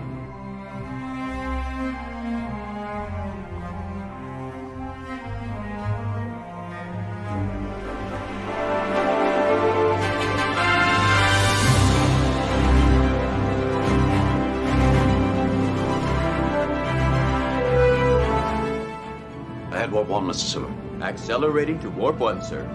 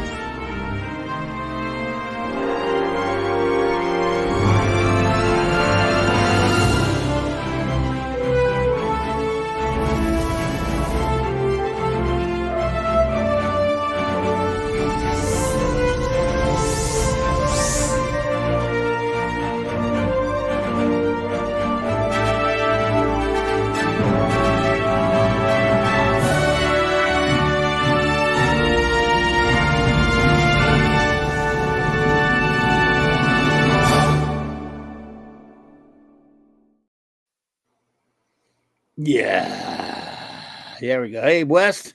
Sorry, it's not a Voyager comic. I wish we had one for you. Okay. West Giggle makes my heart smile. And Larry, I love you, honey. I understand you have to work. I just thought you were in the room, so I'm like, where's my Larry? Anyway, let's do this. Okie dokie. Oh, okay. Well, here we go. All right. For those who have been following us with the Star Trek comic, I think was Mark back? Mark? Are you back? Damn it, Mark. He'll be back. Okay. Well, for those who've been following us with our Star Trek The Early Voyages comic reviews, let's go ahead and put this up here. I'm back. I just had to get some French fries. No, just kidding. Okie dokie. What? No, I don't have French fries. I'm on a Don't you diet. do that to me. I have a You pear. I have a know. pear. I'm eating a pear. A pair of French fries? That's weird. Like, wow. So, yeah, I'm just grateful. It's not, also, another one grateful. It's not a Voyager comic. Well, don't tempt me. There are Voyager comics. Poor Kal-El, the real Yeah, there are. Yeah. Yeah, we got some Voyager comics for you if you guys really want it that bad.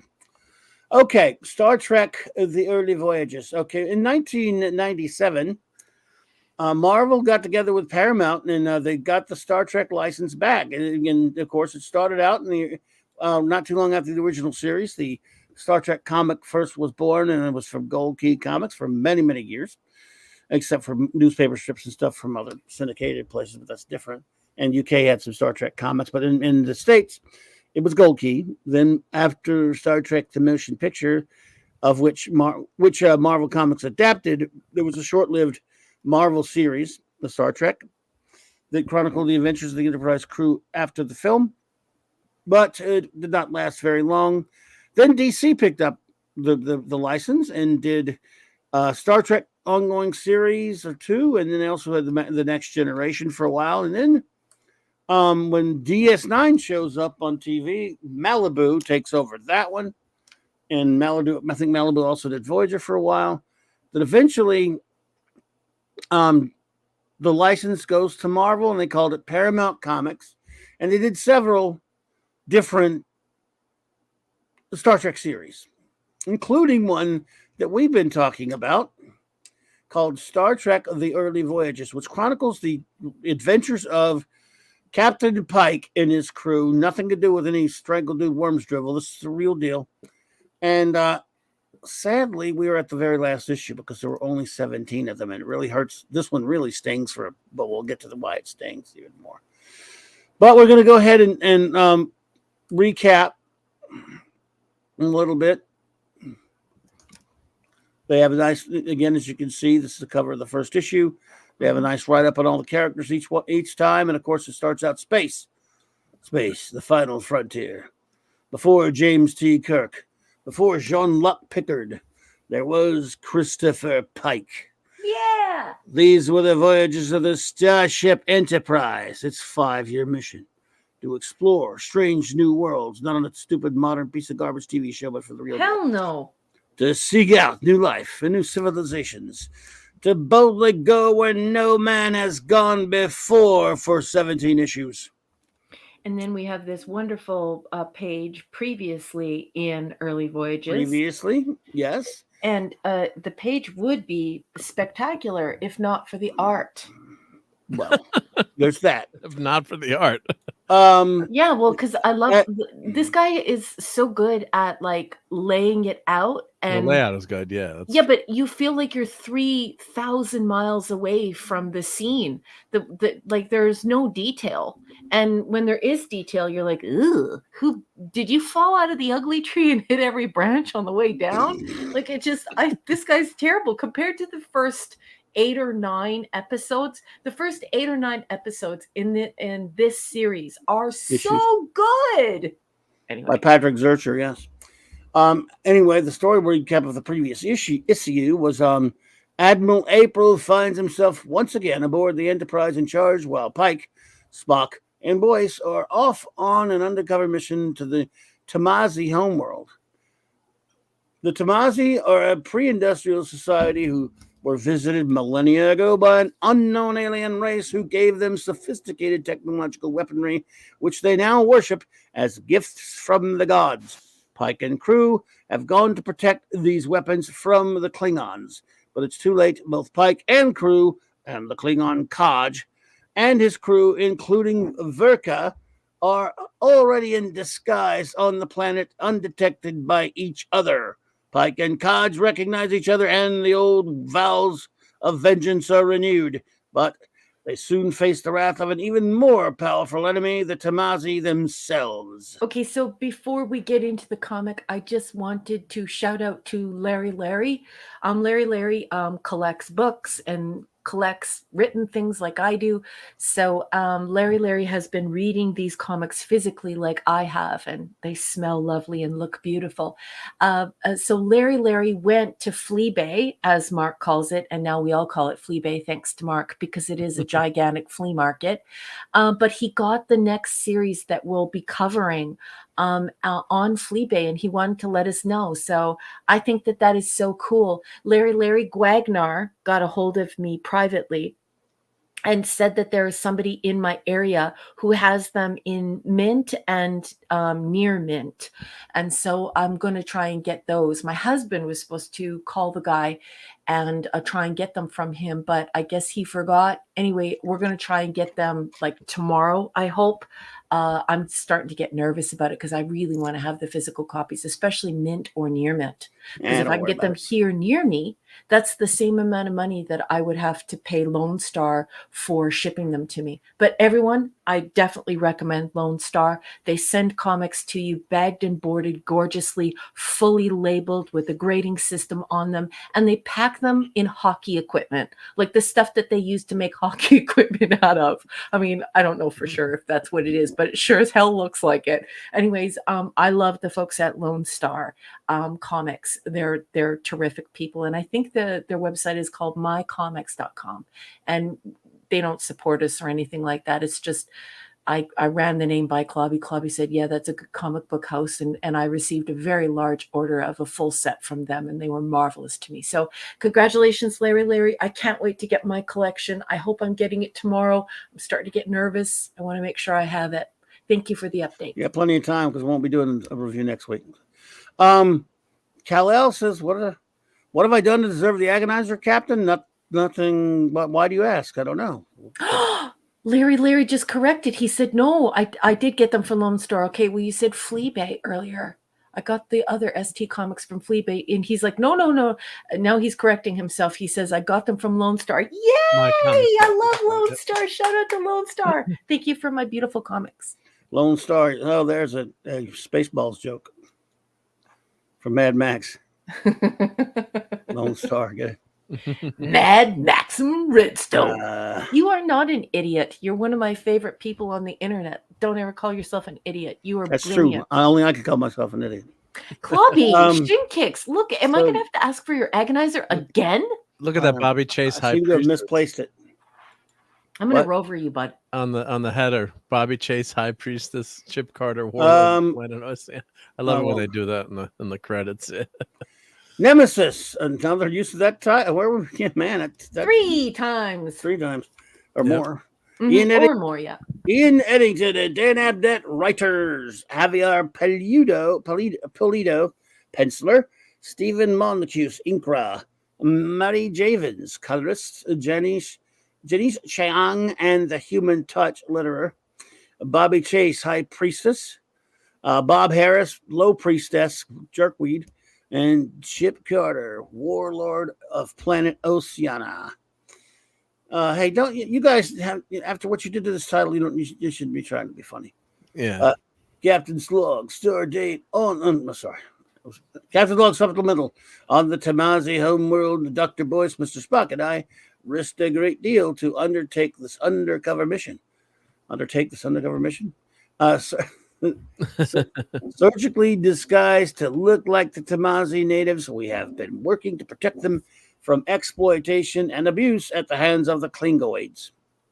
But the superstitious xenophobic Tamazi have discovered us, and now, ironically, we stand back to back with the very Klingons that we came here to thwart. Max, you did Fighting- not buy my comics. Did you buy the ones in Alberta?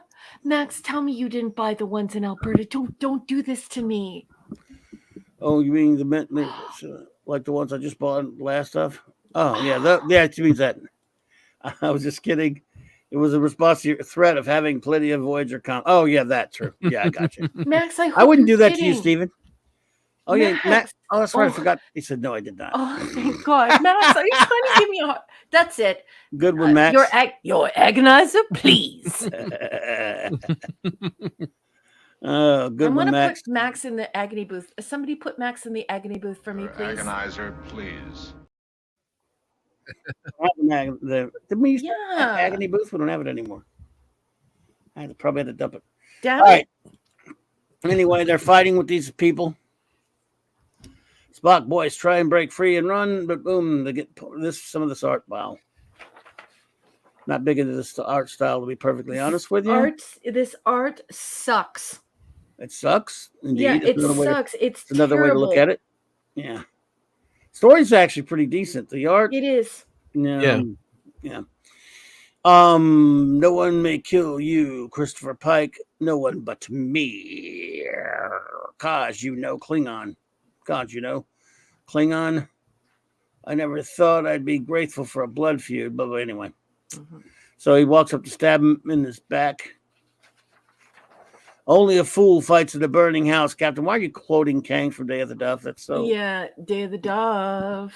Goofball. Yep. Some of these Trek writers in these comics, they do that a lot. They'll just regurgitate, quotes from the series, and I'll always cringe at it. I'm like, God, they know that line is from the show. Why are you doing this? Don't do that. That line doesn't happen yet either.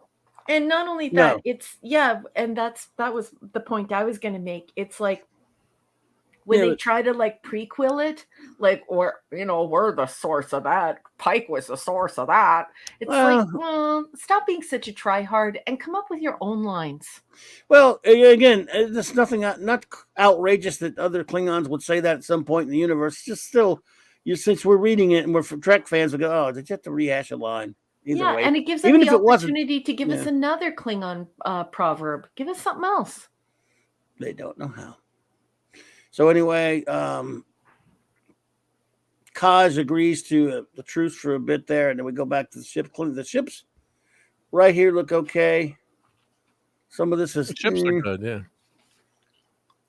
I don't know. This guy... the faces are terrible. Yeah.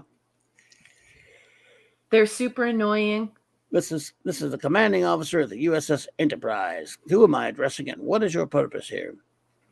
I am Karg, and our purpose here is the same as yours. If we're only honest, the retrieval of the legendary cache weapons called Thanatos.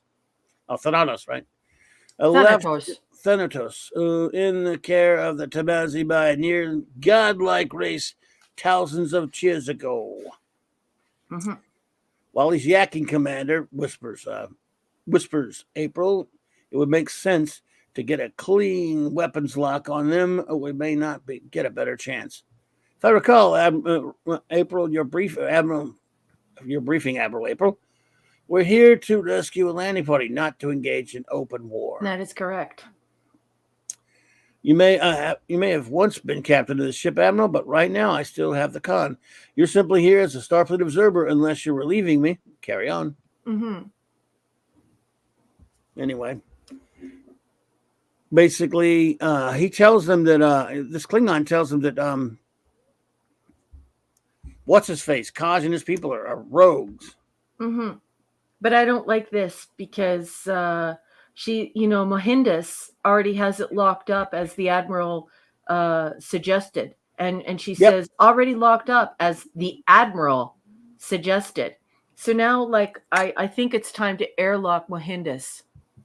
Yeah, she's a problem. She's a problem. She's extremely problematic. She's worse than Colt, Mia Colt. And Gene Roddenberry would never stand for this. I don't like whether has no business breaking rank. I don't like how they're handling April. I don't think it's just. And I don't think that April is this gigantic Dickosaurus either. No, I don't like it. Anyway, they're saying all kind of crazy stuff there. I don't know what he's saying. He's saying Tamazi stuff. Mm-hmm. And again, this art. They're raising the weapon. That I they like- chant the open sesame, the magic words, and they raise the weapon. They raise the weapon, and I do like this is a very Kirby-like page. So kind of like this page. It's pretty cool. looking. Yeah, it's not Very- bad. Yeah. Kind of Well, it Kirby. doesn't call for detail, His and faces- this guy his has faces are no the worst, detail. too. Right, it calls for a crazy-looking monster, and that's why I say Yeah. it's very Kirby. And that's the only thing this guy is good at. Yeah, he's not good at like just realistic human figures. So here you go again. His faces are just, I mean, again, shades of Toth and Cook and people like that who these comics work for, but it doesn't really work for a Star Trek comic. That's my problem. No one has any eyes. Get out of here. It's abstract stuff. Works for certain types of comics, not necessarily a Star Trek comic. So anyway, blah blah blah. Let's get through this thing quick because so there's almost no point in doing it because we don't get a resolution. Well, there's also a huge mistake in it too, though, right? Go ahead. Well, there's a massive mistake because in this comic, they're talking about the fact that that everyone's surgically altered, like all the Federation people are surgically altered. Yeah. And then they have Pike pull off his mask. What do you mean? There's no mask. He was surgically altered. What part of surgically altered did you not listen to? Like, who put this? Did you put this together with gum and I don't know, gum and jubes? What's wrong with you? Yep. You know, like, I have a place where I could put some Klingon paint sticks, and we could just, insert them for them. Yep. There's an explosion. Get down. Here comes the crazy monster thingies that are, I guess, the weapons. Down. The weapons. Captain, it would seem that Tommaso have unleashed their Thanatos weapons against us. Spock just occasionally display a real talent for stating the obvious. Thank you, Captain. So they start running for the ship. Be nice if Christopher Pike had eyes. Man, he doesn't need them. Nobody needs eyes in the comic book. So he go. Kodge decides to go, and it's a good day to die. He goes after the monster thingies, even though it's a machine monster thingy, and gets his ass killed, I guess. Mm-hmm. He goes out like a warrior, though. I will laugh at you from Stovacor. Mm-hmm. Well, at first he tries to stab at it and it doesn't work Hey, look, until there's he's his eyes. tossed right into the belly of it. He's right underneath it. It's soft spot. Look, and eyes. then that's when he jabs it in. Oh, look! Pike has eyeballs for the first time since this came author back. since this artist took the helm. So shit done blowed up, and here we go back to space with a terribly drawn Enterprise right here. And they're pew-pewing at each other. Not too good. Well, she has eyes though. And then I mean, once you get used to the style, it's not great. But I always say that when you read a comic, after a while, it's bad. But you kind of Come on, go to the next panel. Go to the next panel. You just get it's look the at style, she looks like a zombie. Look at what's her name, Virkra or nice. Virka. Look at her. She's got what is she? The white eyes? Is this a 1970s horror film? She doesn't even have any eyes. Get out of here. Good night, Maddie's daddy. Good to see you, buddy. Thanks for being here. Take care, Steve. Good night, and kiss Maddie for us. Might have guessed those Thanatos machines could fly, so they shoot at the shuttle or whatever. Blah blah blah. That's a great there you go. doomsday weapon. Yeah. Now he has eyes again, at least. He has eyes again. Behold, he has eyeballs. And then April does what he shouldn't do. Extremely upsetting. Because he knows that Mohindus is insubordinate. And then they made the poor first officer look like a wall-eyed salmon. Yep. What's going on with her eye there? And then Mohindus obeys April instead of her, who's in charge. How dare you, Admiral? She's acting captain. And is so humble about being acting captain that when they address her as first officer or number one, she says, that's okay. I don't mind at all because she likes to be a Spock. She doesn't have to be a Kirk. Anyway, I don't like the way they write Captain April here, and I don't like the way that they write Mohindus. Mohindus and Colt should be beamed into space. Do you think that they changed the end because they knew this was the last episode? No, they didn't know. We'll get there. Hold tight, everyone. There's a big blast. We don't know what's happening to the ship because there's a collision. Mm-hmm. Brace for impact. Mm-hmm. She gets hurt. Gets hit on the head. Damage report. Blah blah blah blah blah. April's is in charge now for sure. She's being wheeled and taken to the sick bay. That's it. What happens will sadly be a mystery because this issue is the last. Next. It says, why write the word next then, dummies? There's no next. These people should be pilloried and whipped. But my question is, do you think they changed that ending to just, have April be a jerk? No. And just leave no, it? they didn't know. You think they had that? And you think the last minute there was going to be another issue. Oh, there was. Okay. He says goodbye. This is the last. This is the last in the run of the Early Voyages title, and the end has come upon us very suddenly. Sorry we can't show you the consequences of April's actions, the future of number 1, and a whole lot of cool stuff we had planned, including the true story of that infamous Federation Klingon First Contact story as related by Pike's father, Josh.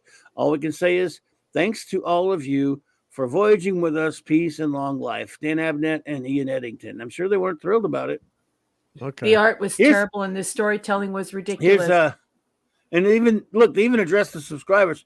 Attention to all subscribers of Early Voyages. After this issue, your subscription will be transferred to Iron Man. What if they don't like Iron Man? Yeah. Face it, true believer, you've definitely hit the jackpot. Now you don't know that. If you already have a subscription to Iron Man, it will be extended accordingly. No, that's not. Why they choose Iron Man? Of course, that's happened to me because I used to buy Comics Direct, and then they would always they'd send you a letter and they'd say if you'd like to change it, you can. But I guess to make things easier, they just gave you a common series, and then they'd hoped you already had it. So like they said, it would be extended.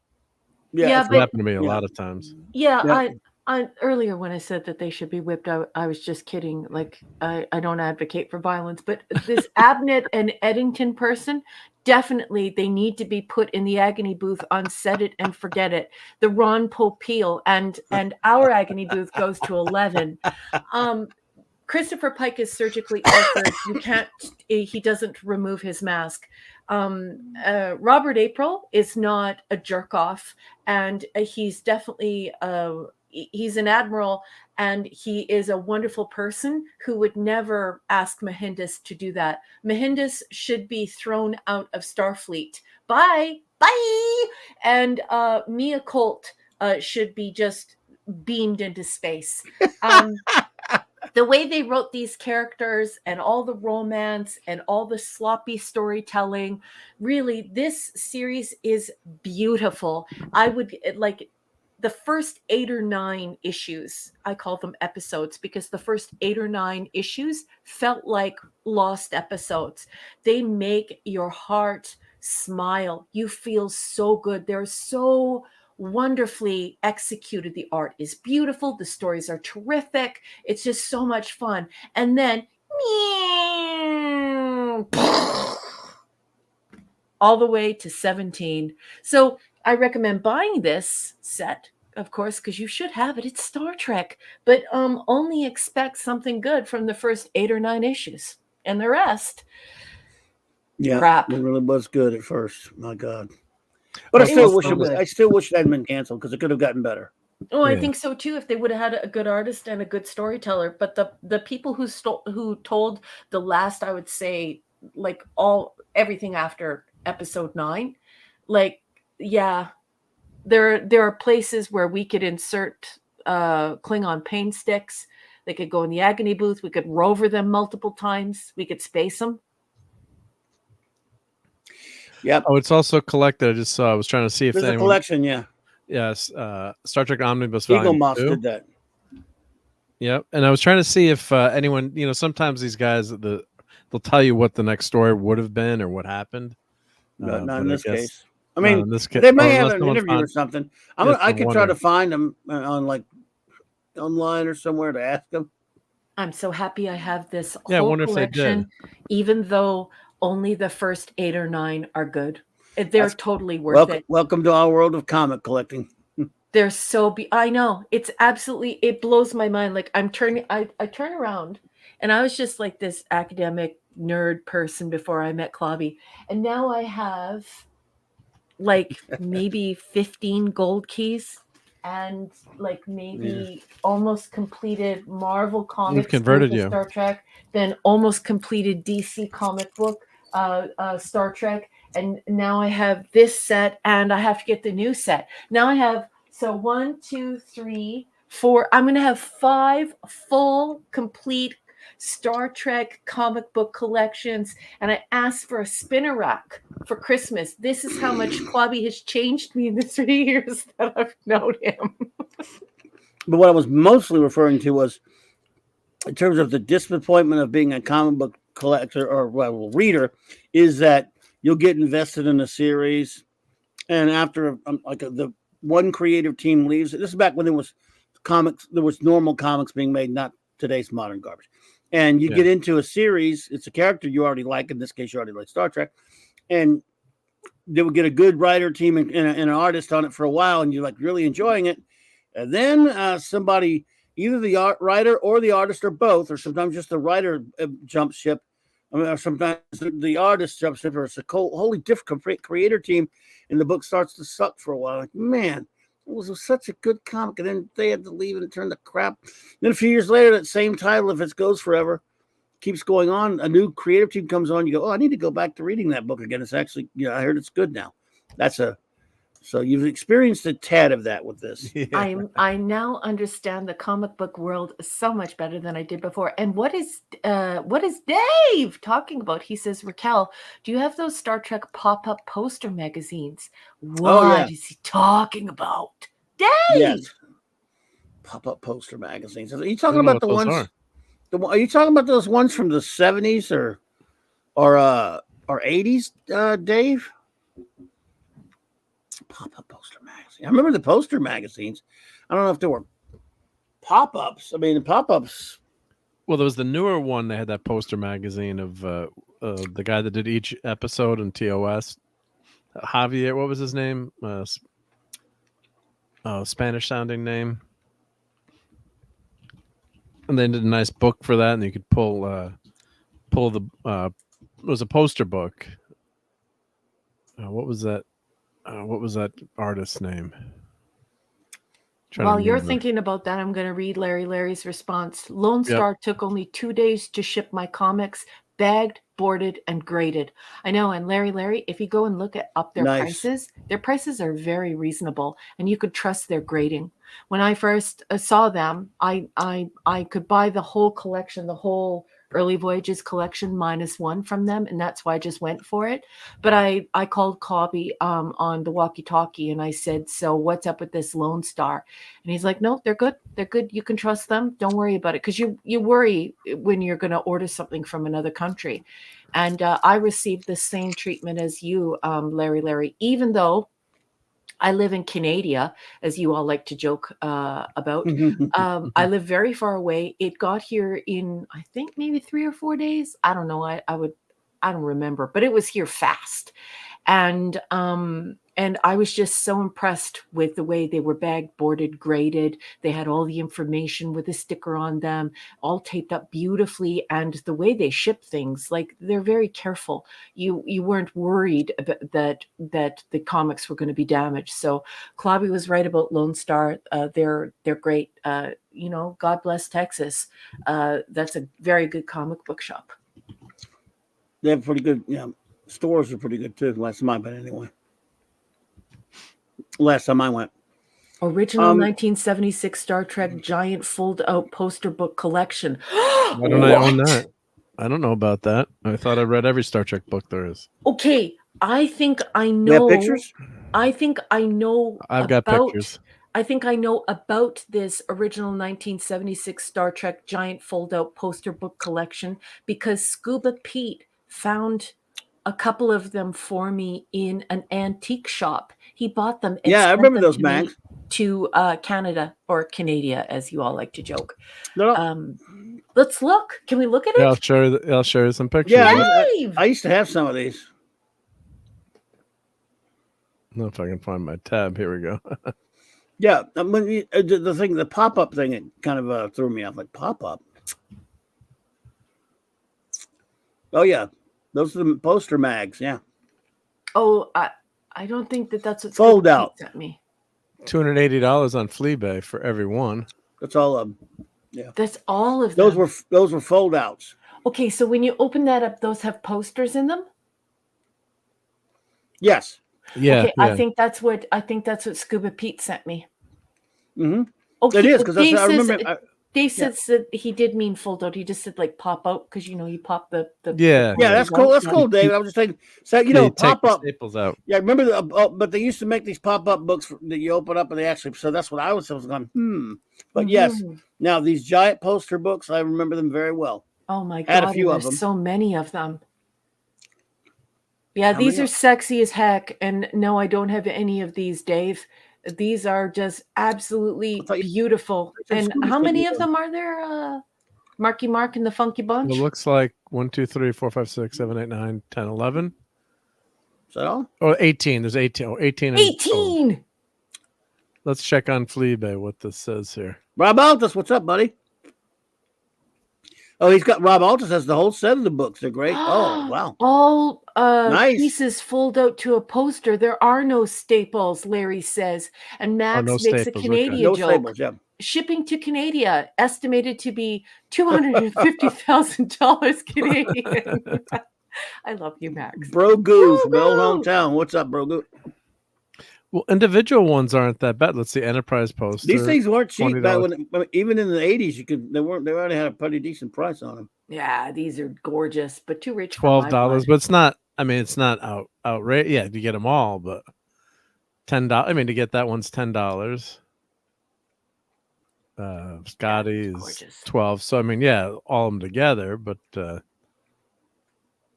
could buy them beautiful, few at a time. Yep. Oh, I more love Devil in enabling. the Dark. Devil in the Dark is just so beautiful. You know what I mean? You should watch what a that great message for humanity. You should watch that at random every week, whatever you feel like it. Yeah, like we do. Stop all this having to watch and order crap. How to play Fizbin. Oh, we should play Fizbin on the Rob. Rob's here. Yeah, Rob. You see what Rob said? He said he has the whole set of those. That's awesome. Rob. Whoa, no way, Rob. That's so cool. How are you, Rob? Good to see you there, buddy. DJ Ronnie J. DJ Ronnie J says, I have the third one. I had this one. I don't think I do it. I gotta get one of these. Oh, I like that. I had this one too. Well, we had a bunch of them we were selling, and when I was running the comics up in the early '80s, in fact, I had a bunch of Trek stuff, and we were selling a bunch of those. And you'd see them at cons all over the place back then, Not to mention the bookstore, I guess. Yeah, like $6. That's not bad. Look at that handsome fella. You see that fella? That fella needs smooches all over his face. Look at that cutie patootie. Jackson D. I'm never going to look at Dr. McCoy the same way again. Get out of here. The older I get, the hotter he gets. I mean, before it was just moderate, but now it's like hubba. Like he's hotter than hell. I want to have a mint julep under a tree with Jackson D. Forrest Kelly. Plus, we have the same taste in dogs. He liked dogs. He loves all dogs, and he helped to launch and fund the that North Shore Animal Rescue, which is like a huge animal rescue organization in the United States. And so that's something I can get behind. But in his own life, he liked little dogs like I do, because a poop. You have to pick up poop if you own a dog, and so a poop should not be bigger than a Tootsie Roll. And so Paco's poop. Very small. It's like 3 raisins. because he's 3 pounds. And Lola's, it's like a half a Tootsie Roll. And so I like small dogs. And Jackson DeForest Kelly also liked small dogs. Anyways, he was a super private person. He didn't even have the cast over to his house, not even once, not one of them. So a very private person. But yeah. Empress and M. He is cute, cute, cute. Emperor's NM. Oh, look what they do the star date, 1977, July 1st. I love that. The date is they do star date. Brogu, sorry, man. Love Brogu. Wow. Well, I won't be eating raisins anytime soon. Oh, I hate raisins. Joe anyway. Dog! Joe Dog. What up? What up, Joe? Raisins are gross. Rob Altus, cute and Bones. 2 words I've never heard in the same sentence. Well, did you know that Bones was actually my nickname when I was young? Because I have always been super, super thin, like especially when I was like under 35. I like never got over a buck. I was mostly like 90 pounds. Despite as many cheeseburgers as you ate? Yeah, exactly. And then after like, I'd say about like maybe 35 or 40, then I went from being like a quadruple 0 into being like a 2. And then like I'm a 2 or a 4, depending on what country I'm in. So the kids used to call me Bones. That was my nickname. Hey, Bones. So we have the same nickname even, Bob Altus, but for different reasons. Yeah, Clobberin Times and I, we never had that problem. No, sorry, guys. Probably not. I'm not going to recall anyway. Sorry, guys. Sorry, guys. So, early voyages, everyone. I would like to, everyone in the chat who enjoyed this marvelous journey with Clobby. If you wouldn't mind, could you do me a huge favor? Could you just please give a thank you to Clobby in the chat for introducing us to this marvelous comic and taking us on this adventure? I'm very excited for the next series that we're going to do. Worth nothing. And I just want to thank you, Clobby. This was so much fun, and I just adore you. Thank you so much. Love you. That was fun. Super fun. Next week, as I've said, everyone, we won't have any reviews of Blake 7 or the comic. But in a couple of weeks, when we resume our reviewing, I think we'll do a comic called Star Trek Untold Voyages, if you have them, of course. If not, we can wait. Didn't Gwagnar send me that? What are we doing? Unless you've got Dead of Honor. Okay, hold on. I'll have to send it. So you don't have that one. So we'll do. I have it. You sent me to send Raquel. So okay, what's the other one, Club? The one we've been talking about. Untold Voyages. Untold Voyages. Yeah.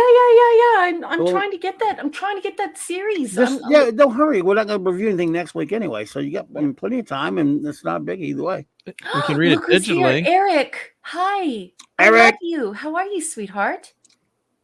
My nickname is still Bones by some of my friends, but it was from a mistake by a teacher in elementary school. That's hysterical. What were you saying, Mark? You could try to read a few issues digitally until you get the hard copies. Gross. Don't do it digital. Gross. Well, I mean, sometimes you have to sacrifice things, you know. You didn't really have to. The needs of the many outweigh the needs of the few or the one. Cal, you didn't really owe me any thanks, but thank you. But you're welcome, sir. And we're not reviewing Voyager comics.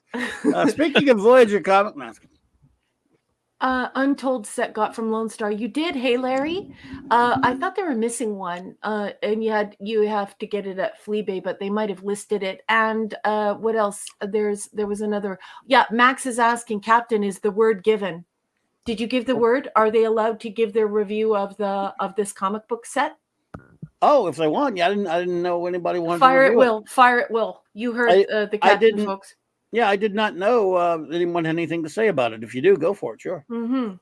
I didn't even think about it, to be honest. We got so wrapped up talking about him going in another direction, but yeah, anything you got to say about it, please do. Is that what he's talking about? Reviewing the comic? I think he might be. Go for it, Maxie. I'm going to give the first 8 or 9 episodes an A+++. Just remarkable and just makes my heart smile. It was just such a beautiful thing to watch, and it was my first time I'd ever read comics. And so I thought it was kind of cool to read comics. It took me a while to look at the pictures. I still don't look at the pictures, but it's because I'm a nerd and I'm not used to looking at pictures while I'm reading. But I am trying How to do you look do at the that? pictures. I just don't think that way. You know what I mean? Like when you're reading the Iliad, you're not thinking about pictures. The pictures are in your mind. But the rest of them, I'm going to give It's a comic book. the rest of them, I think I'm going to give like they're regular comics, and I'm going to give them like a D-. Are you saying the Iliad's not a comic book? Are you sure? I'm sure there's a comic. Could you imagine if somebody did the Theogony in a comic? It's probably been done. That sounds X-rated. I don't know if I want to read that. Imagine the 100-handers, what they would look like in a comic book. Probably been done. I'm not even kidding.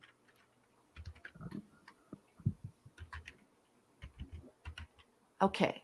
I have applied Parmesan cheese to the spaghetti. Okay, so you were asking permission to apply Parmesan cheese to the spaghetti? Yes, you should apply like a half a cup of Parmesan cheese on the spaghetti. Well, yeah, that goes without saying. Yeah. No bother. Good evening. Isn't visualizing things in your mean thinking about pictures?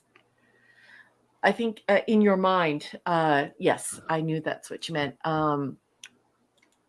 Yeah. Well, the person is moving the furniture of your mind. They're no bother writing it in your mind. Yeah. So when I'm reading the Theogony, I see it, but I see it in my mind. Does that make sense? This? No, not that. Classics Illustrated. You said the Iliad. Yeah, that's the original. Can you look up the Theogony? I'd have to be able to spell it first. Theogony. THEO. Look, Marvel Comics, the Iliad. Yeah. GONY. Wait a minute. You didn't. There's a comic of everything. Okay, look up the Theogony. All right. It's the birth of the gods. Yeah. Spell it again. THEOGONY. Oh yeah, that's a comic. It's one of my favorite books in the whole entire universe. One of my favorite comics. But does it have pictures? No, it doesn't. Why not? And you don't want to. Oh, there's the Theogony. You gotta be careful. If you spell that wrong, you could get the wrong search. What do you mean? I'm joking, but yeah, you never know if you spell something wrong. Yeah. Yeah. So this is one of the Spinoza. This is one of the books that changed the way that I thought about life, and it changed my philosophy on life entirely. What about Spinoza comics? Really? Do you think the ethics is in a comic? That'd be great. No, I don't know. I'm just kidding. Probably. Put it this way. I'm skimming this. Have you ever heard about Classics Illustrated? No. Oh, I love Classics Illustrated. The comics from the 50s and 60s, even into the 70s, they kept reprinting them over and over again. So with comic book adaptations of classic literature, because back then they actually taught kids things in school, and that helped a lot of kids go from reading those to the books and stuff. And imagine that a kid would not only read the book, but a kid would want to be interested in the classics sometimes. Yeah, well, that's wonderful, and that's a great educational tool. Yeah, and I think that's very important, and I think that's wonderful for children to be exposed to higher learning at a very young age. So it is very familiar to them when they get to university or college. And I think that's beautiful. I would love to see more of that. Look at the cover. They always have real nice covers. Mm-hmm. No, I love reading those. Yeah. I love these covers of these old classics illustrateds. Matthew Pounder. Hi, sweetheart. Matthew Pounder. What's up? Frankenstein cover. Yep. Oh, that's also a marvelous story, a marvelous book. And these things stayed in print for a long time. Yeah, but this is why our generation is completely different. You know, this is why we are who we are. Like, look at Hamlet, Shakespeare. Yep. Romeo and Juliet. Like this is beautiful. Huckleberry Finn. Look at the classics, Huckleberry Finn. Yeah. Yep. Yeah. See, I would, if you want to talk about things that look at this one. Oh my God. I think you'd like that. Oh, we've created another monster. Now Raquel's gonna want to buy. Well, that I was one. just gonna say, if you want to talk about things that I would think are worthwhile in collecting, it would definitely be. Oh my God, there's H.G. Wells. Yeah. Oh yeah, they did A lot of these you can buy cheap or relatively cheap, depending on the edition. Because as Clobberin Tom said, they printed there's 20 different versions of most Who cares? of these comics. But you would have to but make just sure they all own it. match if you wanted to finish out a series, right, Mark? That's what But you're there's saying? like 20. Well, no, but they like this, like the Invisible Man. Maybe they published it 20 different times. Yeah, You know, I'd like they to kept publishing this Classics Illustrated. I would like all of this. I would like all of these in all of my favorite books. These are absolutely beautiful. Oh, like these are absolutely beautiful, and Look I think these are at wonderful for this, children. mycomicshop.com. See, they even sell them. My comic, see, my Only comic 15 shop. cents. These people No, are great. I love these people. Yep. So they don't do that anymore. I didn't find the Theogony. So You didn't. Well, needless to say, That's they it's a don't little do. niche. How do you say it? Theogony. Theogony. I thought There's I another said. cover for 20,000 Leagues. Wow. There you go. I usually pronounce things wrong, but I like the I other got that one. This is the Walt Disney adaptation comic. Oh, Look, who cares? mycomicshop.com. The Disney Screw movie Disney. adaptation. No, that's the. Oh, I love that. Oh, that's a great movie, though. The original Oh, movie. that's great. Yeah. The book is incredible. Yeah, have you ever seen the original film, though? The Disney You didn't film? see you didn't see the original the film that the 50s? book is based on? No. Mark, I'm going to put you in the agony booth. Wow. Yeah, the Theogony is. I definitely recommend reading it, although it might shake you up in how you think about why we're There's here no and how we pictures, got we're here. not- Oliver there's no Belamonte says, pictures. Raquel, who among the following superheroines would you probably cosplay? Felicia Hardy, aka Black Cat. Dee Tyler, aka Phantom Lady of Uncle Sam and Freedom Fighters, Love her. or Caitlin Fairchild of Gen 13. You know, we No. would have to look those up. I wouldn't. I know who they are. Black Cat. Woo, woo, woo, woo, woo. Well, let's see what Black And Cat looks Fandom like. Lady. Oh, you want to see him? Mark, can you send me I'll find this, him. please, to the walkie-talkie or to the Clubhouse Classics chat? Illustrated? Yes, please. Send what? Oh, Classics Illustrated. Yeah. You want to see These are- Black Cat? Those are beautiful. Really nice, Mark. Black Cat, Marvel. I mean, Black Cat's, that's a costume that's done a lot. I'm not personally not into Gen 13, but Phantom Lady. Oh, that's easy to do. Oh yeah, it's an easy. This isn't difficult at all. Can we get a click on one that everyone likes? Which version they like? I'm always worried about which version. Like I'm always checking the version with Globby. Well, there's Black Cat's hard to get wrong. I think they still draw with curves even today. Yeah, but you got to get the right one. Oh, I could totally do that. I could do that tomorrow. Done. That one's easy. Now, I love Phantom Lady, so let's find a good Phantom Lady. Okay, just wait, please. Just wait. Hold on, please. You guys are just killing me with the Post-it notes. I must use 1,000 of these a year now because you guys. Black Cat Marvel. She's basically Catwoman for the Marvel universe. Yes, she's pretty much a Catwoman ripoff. Yeah, I know, but I'll take any opportunity I can to wear wet look latex. So I mean, let's do it. Okay, anyway, now what's the next one? That. Just trying to find some other Black Cat, but yeah. She's always been Spider-Man's on and off girlfriend / Oh, no way. nemesis / So are those feathers or is that fur? It's fur. Fur. Okay. She's a cat. I was like, did she eat a bird? Maybe. Birds. She's a cat. Nice. Okay, well, I could definitely do that one, Oliver Belamonte, and that one wouldn't even be expensive. I could do that one tomorrow. I love me some Phantom Lady, though. Phantom Lady. And who's Phantom Lady? Who does Phantom? She's a Golden Age character, actually. Golden Age, okay. Phantom Lady? Find the right one, though. That's the yellow costume. Didn't they bring her back at one point later, or I can't remember? Well, you have that one. That outfit. You have... Oh, that outfit. Oh, that's cute. That's beautiful. The difficulty on that is a little bit more. Yeah. I like that. Yeah.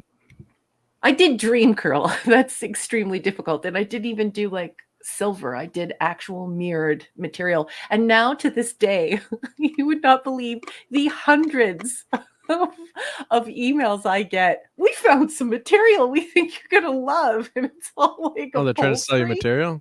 Cool. Oh, I get it from Amazon. They're like, we bet you want this material. Well, Phantom Lady, that's nice. So which one do you guys like better? The green? I've always been partial to the blue costume myself. Okay, the blue costume. However, the blue. Freedom Fighters, that's where I'm remembering it from. Yeah, with the yellow and green. Yeah, later, eventually they put it. She was in. Well, you know, I'm Irish, so I looked at that yellow and green, and I was like, Anyway, no, could not be reached for the comment has yelled the blue. Okay, I'm with you on the blue. Okay, blue for sure. Okay, so now, and what was Oliver's other one? Gen 13. Come on, Oliver, I'm disappointed in you. What's that? Why? Don't be disappointed in him. He's sweet. I love Oliver. No, I'm just kidding. What's the chick's name of Gen 13? I never read the comics. She's a hottie, but Jack Kirby Black Cat. Do you want me to write that down, Larry? Jack Kirby Black Cat. Huh? Did Jack Kirby do Black Cat? Nope. Oh. Okay. Jack Kirby Black Cat. He didn't create Black Cat. Sure, you're not thinking somebody else, and I'm thinking like a Big Barda or Beautiful Dreamer. All right, anyway. So what's the chick? I don't know, man. I mean, she was created like the Caitlin Fairchild of Gen 13. Caitlin, okay. Okay.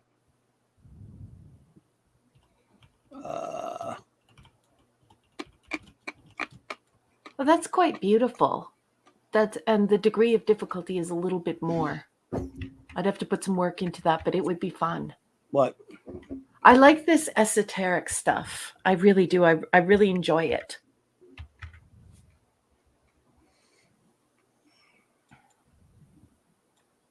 What do we got? Well, sometimes she just wears pink too. Oh, I love that. She has red hair like me. Oh, yeah, that's very cute. Okay, I'll write that one down too. That one's worth doing. Kate Lynn. I like Phantom Lady way better. Fairchild. She's a cutie patootie too. And what is it? Caitlin Fairchild of Gen 13. Yeah. Gen 13. Okay. And I'll maybe do them in that order. 1, 2, 3. Thank you, Oliver. Thank you, Oliver. Ooh, I missed that one. Oh, what? Well, which one? What? You were showing the figure. Darn it! I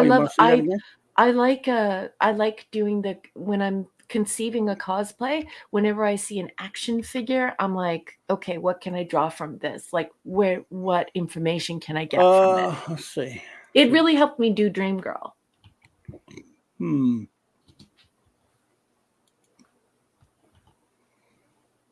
Oh, there you go. All right, I can pull it back up. Let's see.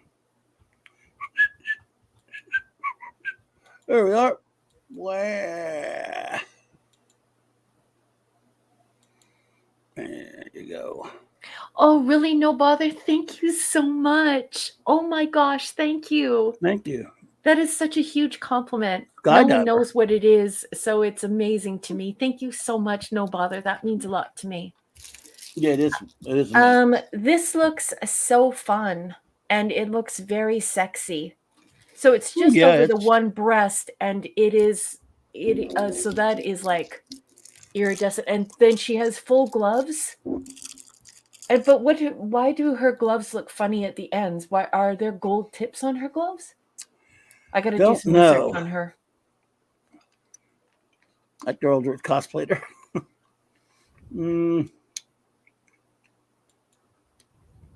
Wow, that's nice. Yeah, originally she was she's kind of like a She-Hulk, basically, right? Right, and they're fingerless gloves. Okay, that image right there works for me. I can do that one. I never read Gen 13, so I don't know. Yeah, I think she was like a skinny girl, and then she got her powers and hulked out, basically. Get out of here. That's cool. It's a cool story. Okay, well, I will definitely look into it. That's going to be a bit of work, but that one also looks like a ton of fun. And you guys know I love the esoteric stuff. Yay! Okay, so Black Cat Marvel, Phantom Lady, and Caitlin Fairchild of Gen 13. I will get to work. Black Cat Marvel? I could totally do that. And I'm actually super excited to do it. That's one you see at cons a lot. The Black Cat. Phantom Lady, you don't see enough much, but you don't see. Well, because Black Cat Marvel, that costs no money. Like that's nothing compared to what I'm used to spending. Do you know what I mean? Usually, like you have to get custom boots and you have to make things, right? It's a Matthew Powell. Sheena. Yeah, that's a nice costume. What's Sheena? Queen of the Jungle. It's a jungle girl costume. Oh, I like I will say, Matthew, I am a big fan of the Jungle Girl costume. I gotta admit, I like. Well, let's see the Jungle Girl costume. I'm just talking about the generic, the basic Jungle Girl. Yes, no, it's just who hasn't seen that? You've seen those? No, we haven't. Really? What are you talking about? It's like Tarzan, but with a top. Oh, Tarzan with a loincloth. Yeah, I can do a loincloth. Yeah, I mean, there's not much to it. It's like 1 million BC, cave girl outfit. Okay. Like Raquel Welch. Yeah, that kind of stuff. That's basic stuff. Tanya Roberts. It's like a leopard skin thing, something like that. But it's fun. In this day and age, they wouldn't even let Tarzan be Tarzan. That last Tarzan movie was that Skarsgård guy. Did you see that with Mark? 2016. Yeah, no loincloth, right? Yeah, he had he was pretty good as Tarzan, and now the movie was actually kind of okay if you're a Tarzan fan. I liked it for the most part. And Margot it was Robbie a great shape for that one, yeah. And he looked the part. But they wouldn't let him wear like a loincloth. Which one, the older guy or the younger guy? The younger Skarsgård, yeah. Alexander. That guy's cute. The guy from True Blood, the True Blood guy. Yeah, he played Tarzan. Yeah. That guy's cute. I don't usually like celebrity people. I'm just not into that. I'm like not one of those people who swoons over celebrities, but that guy's cute. As a Tarzan fan, I thought he was well cast. He did a good job, but he didn't wear the loincloth and he played with just like long pants the whole time running around the jungle. I'm like, dumb. That's not very Tarzan-y, but still. Yeah, but you get less mosquitoes that way. Get out of here. Well, mosquitoes don't mess with Tarzan. Yeah, plus you got to put mud on your body. Let's cover that boy in mud. That's what I want to look at. I'd rather see Jane with the mud, thank you. But well, we could have it both. You Tarzan, me Jane. Yes. So, yeah, but anyway, there we go. Yeah, but so there you go. Phantom Lady, the cat, the black cat that is. Ooh, Eric just sent me something. I get notifications. Eric and I are friends, so I get like his notifications instantly. Eric, I'm sorry about last night, buddy. I stopped looking at the chat because I was running the end credits. Blame Mark. Blame me. It was Mark's fault. Not really. It was mine. I thought we were done. was distracting us too. Yeah, I was distracted. Okay, Eric. Now I know what they're talking about. Okay, that's just a bikini, you guys. That's a distressed bikini. What? Oh, really? Sheena. Sheena? What's Sheena though? Yeah. I really like this Black Cat Marvel, and I really like Phantom Lady, and I really like Caitlin Fairchild. I like the thing I Good like about picks, Oliver's suggestions is Oliver's picking redheads, which is nice because it's really expensive too. My hair is longer than my waist. It's not longer than my butt. I won't let it get that long, but it's longer than my waist. And it's about halfway through my butt. And I'm Irish, so my hair is incredibly thick. You know the little cartoon Brave? You know that little girl with the super curly hair? That's what I look like when I don't straighten my hair. So it's like massive.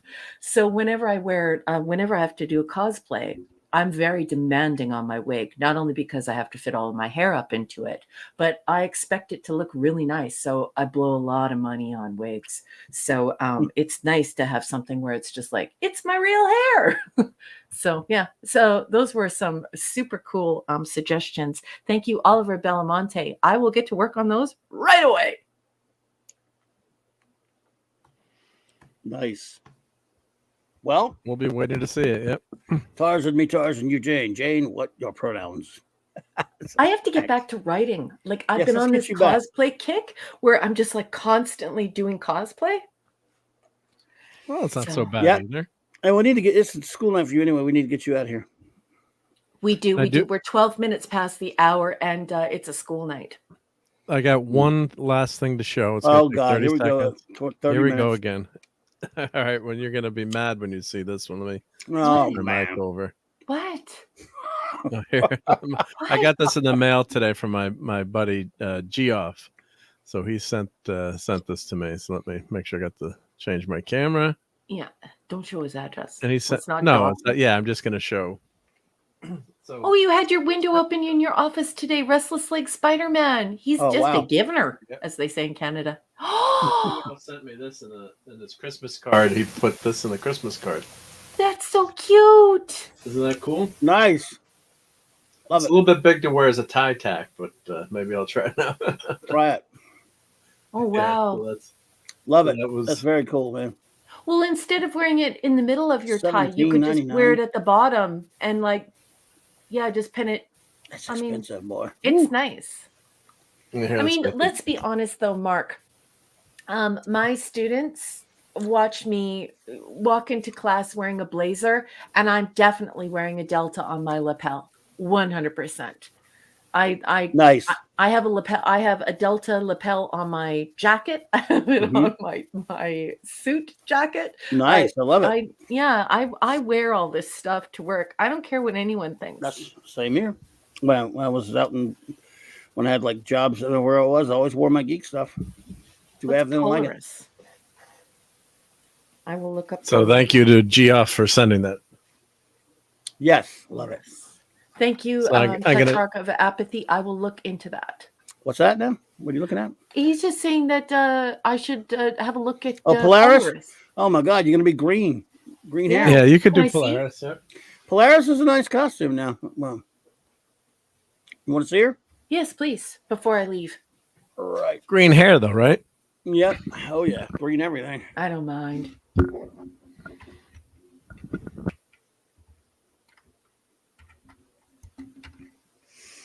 Yeah, she's a looker.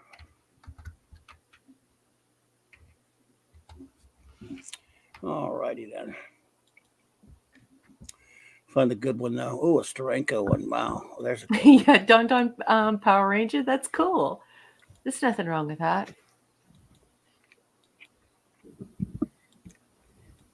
In Japan, it's super normal. What? Just the cosplay. Oh, that's beautiful. Are you kidding me? That's gorgeous. Who's she from? Marvel. What's her? I need to do research on her. What are Magneto's daughter? Magneto's daughter. She's a mutant. She's actually portrayed on TV in that. What was the name of that show that had Polaris and a bunch of? Oh, I can't even remember now. Oh my God! I think it was one season. Do this. What an awesome suggestion! On that, what are you talking about? What show? You talking about that show that they had Polaris? Runaways. It wasn't Runaways. What was? Or was it Legion? No, was it? It wasn't Legion. God, I watched every episode. I can't remember the name of it. Oh, she's beautiful, and that is The Gifted. so fun. The Gifted. Oh, okay. That is so fun. Look at how beautiful she is. That's terrific. Yeah, in the TV show, they put her in a jacket and a. Sorry, that's Enchantress. She looks like Enchantress, and they keep this idiot keeps mixing her up. Yeah. That's beautiful. Well, she and Enchantress do look similar in terms of outfit, but she has green hair. Polaris I can 100% do this one, and it looks like so much fun. Oh, this is that TV show? Yeah, it was canceled after two. She was gorgeous, that girl. Yeah, canceled after 2 seasons. They never got. I don't think they ever got into the costume, but. Oh, look at that girl! That girl's cosplay looks nice. Oh, I've seen some great lady cosplays for Polaris. Oh, she looks great. Nice. I've seen some great lady Polarises. No, that's beautiful, you guys. 2 seasons, yeah. You guys, it's beautiful. Oh, I like that one. The Deviant Art one. That's a nice one. I like shiny. Ooh, shiny. Which one? Go down one, boss. No, go back. Yeah. And see the purple and the blue and then the green. Yeah, that one. Ooh, shiny. I met her before a few times. That's Yaya Han. Yeah, well, it's nice. She's a famous cosplayer. I can see why. She did a good job. Statues. Ooh, that one's really nice. Who's that? What? Ooh. Yeah, that. No, go back. Go to the right. To that one. Yeah. Yeah, that's more like it. That's what I would like to do. That's nice. And it's shiny. Ooh, shiny. There you go. Wow. Okay. Polaris. Well, you guys are going to make it so that I never finish my book. Dude, yeah, cut it out with us. Yeah, cut it out, you guys. Yeah, you just freaking, you guys inspire me to do all these fun things that I'm sidetracked. You know, when I'm writing, I'm always like in the zone. But then you guys show me these cool things. I'm all about the green too. They'll keep suggesting people till 3 o'clock in the morning, so we got to run. Thank you all. Mark didn't help with his enabling. Yeah. Just kidding. Mark's cool. I love you, Mark. Thank you all for being here with us tonight. Yes, thank you, of course. Number one, final words. I got to get out of here. I got to scoot, but I have some things that I need to say, and it's super important. I would like to thank Larry, and I would like to thank Chris Persia. You guys were out on the internet today promoting CLOBBERIN channel in this show. So I just want to say how much I love you guys, and thank you so much for how thoughtful you are in trying to build the crowd here and build this community. I want to say hail to the chat. Chat, each and every one of you, I read every single thing you say. Thank you so much for your company. Thank you for being so generous with your ideas, your thoughts, your reviews. You guys are marvelous conversationalists. It is such an honor and a pleasure to be in this room with you guys talking geek and talking nerd. And each and every one of you make this show great.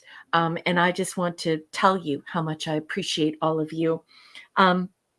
I also want to thank all of the lurkers. At the end of the week, we're like 200, sometimes more than 300 strong on these shows. And it's because of the lurkers. It's the people who come here and watch this on a rewatch, or they download it and they're, watching it elsewhere offline. Those folks, those are some really great folks. So, we don't want to forget about you, and we want to send our thanks. I want to thank everyone who sent anything to Clobby in trying to build up this show. I know many of you send gifts, many of you send super chats and things like that. So I just want to remind you how much that helps to keep the lights on at this virtual comic book shop. Clobby is retired, and he would never ask you because That's just not his personality, so I do it. And then he shin kicks me later, and I run because he looks like he looks like the Thing in real life. Anyway, and you could also get a membership here. Can you do that? If you had a great time here tonight, you can get a membership. It's really awesome. You get to hang out with Clobby. He's a subject matter expert in comics and lots of things in popular culture. He's a real geek. He's like a living encyclopedia. He's wonderful to hang around with, and you can get a one-on-one with him when he does his member streams as well. We also have some ridiculously silly emojis that I make by request. They're all custom and they're super fun. So membership has its privileges. If you're not ready for a membership, that's okay. If you had fun here tonight, please share this stream and go ahead and clobber the like button and hit the sub button, and as well hit that notification bell, and it will tell you when Clobby is on. I also want to thank Mark for everything he does for us behind the scenes and on the show. Mark is such a great friend to Clobby and we enjoy his company immensely. I also want to thank all of my Patreon subs. Thank you for backing my next book. It means the world to me. Oh, Larry just gifted 5 Clobbering Times memberships. Thank you so much. Larry. Hey, by the way, hello, Son Lee, and hello, Ptolemy's Minion. Good evening. She just got a membership. Awesome. Ptolemy. Nice.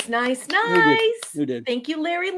Polly's Minion got membership. Oh, that's wonderful. Thank you, Larry. Appreciate that, buddy. So I have a book that's on sale at Barnes and Matthew, Noble. too. It's also on sale at Amazon. You can buy the stories individually and see if you like my style of writing. They're only 99 cents. And I'm not going to give up on science fiction, and neither are my patrons. These are the marvelous human beings who have stepped forward to back my work. And so I want to shout them out because I love them very much. Larry, Tony Stark, Sean Carter, Shooter, Gwagnar, Dave, Chris Persia, Scuba and Leslie Pete, Eric K, and his trusty dusty dog Kirby, who I love, Enigmatic Dropper, Michael and Cassandra Beacom, Mark D with a C, Anti-Derivative Jill, Jelly Jill, Maximum Redstone, JT Cook, Dabman and the Dabman Clan, Lord and Lady Thoth, and of course Lance. Chuck some cheese in the chat for the pepperonis, Rob Altus, and Tyler.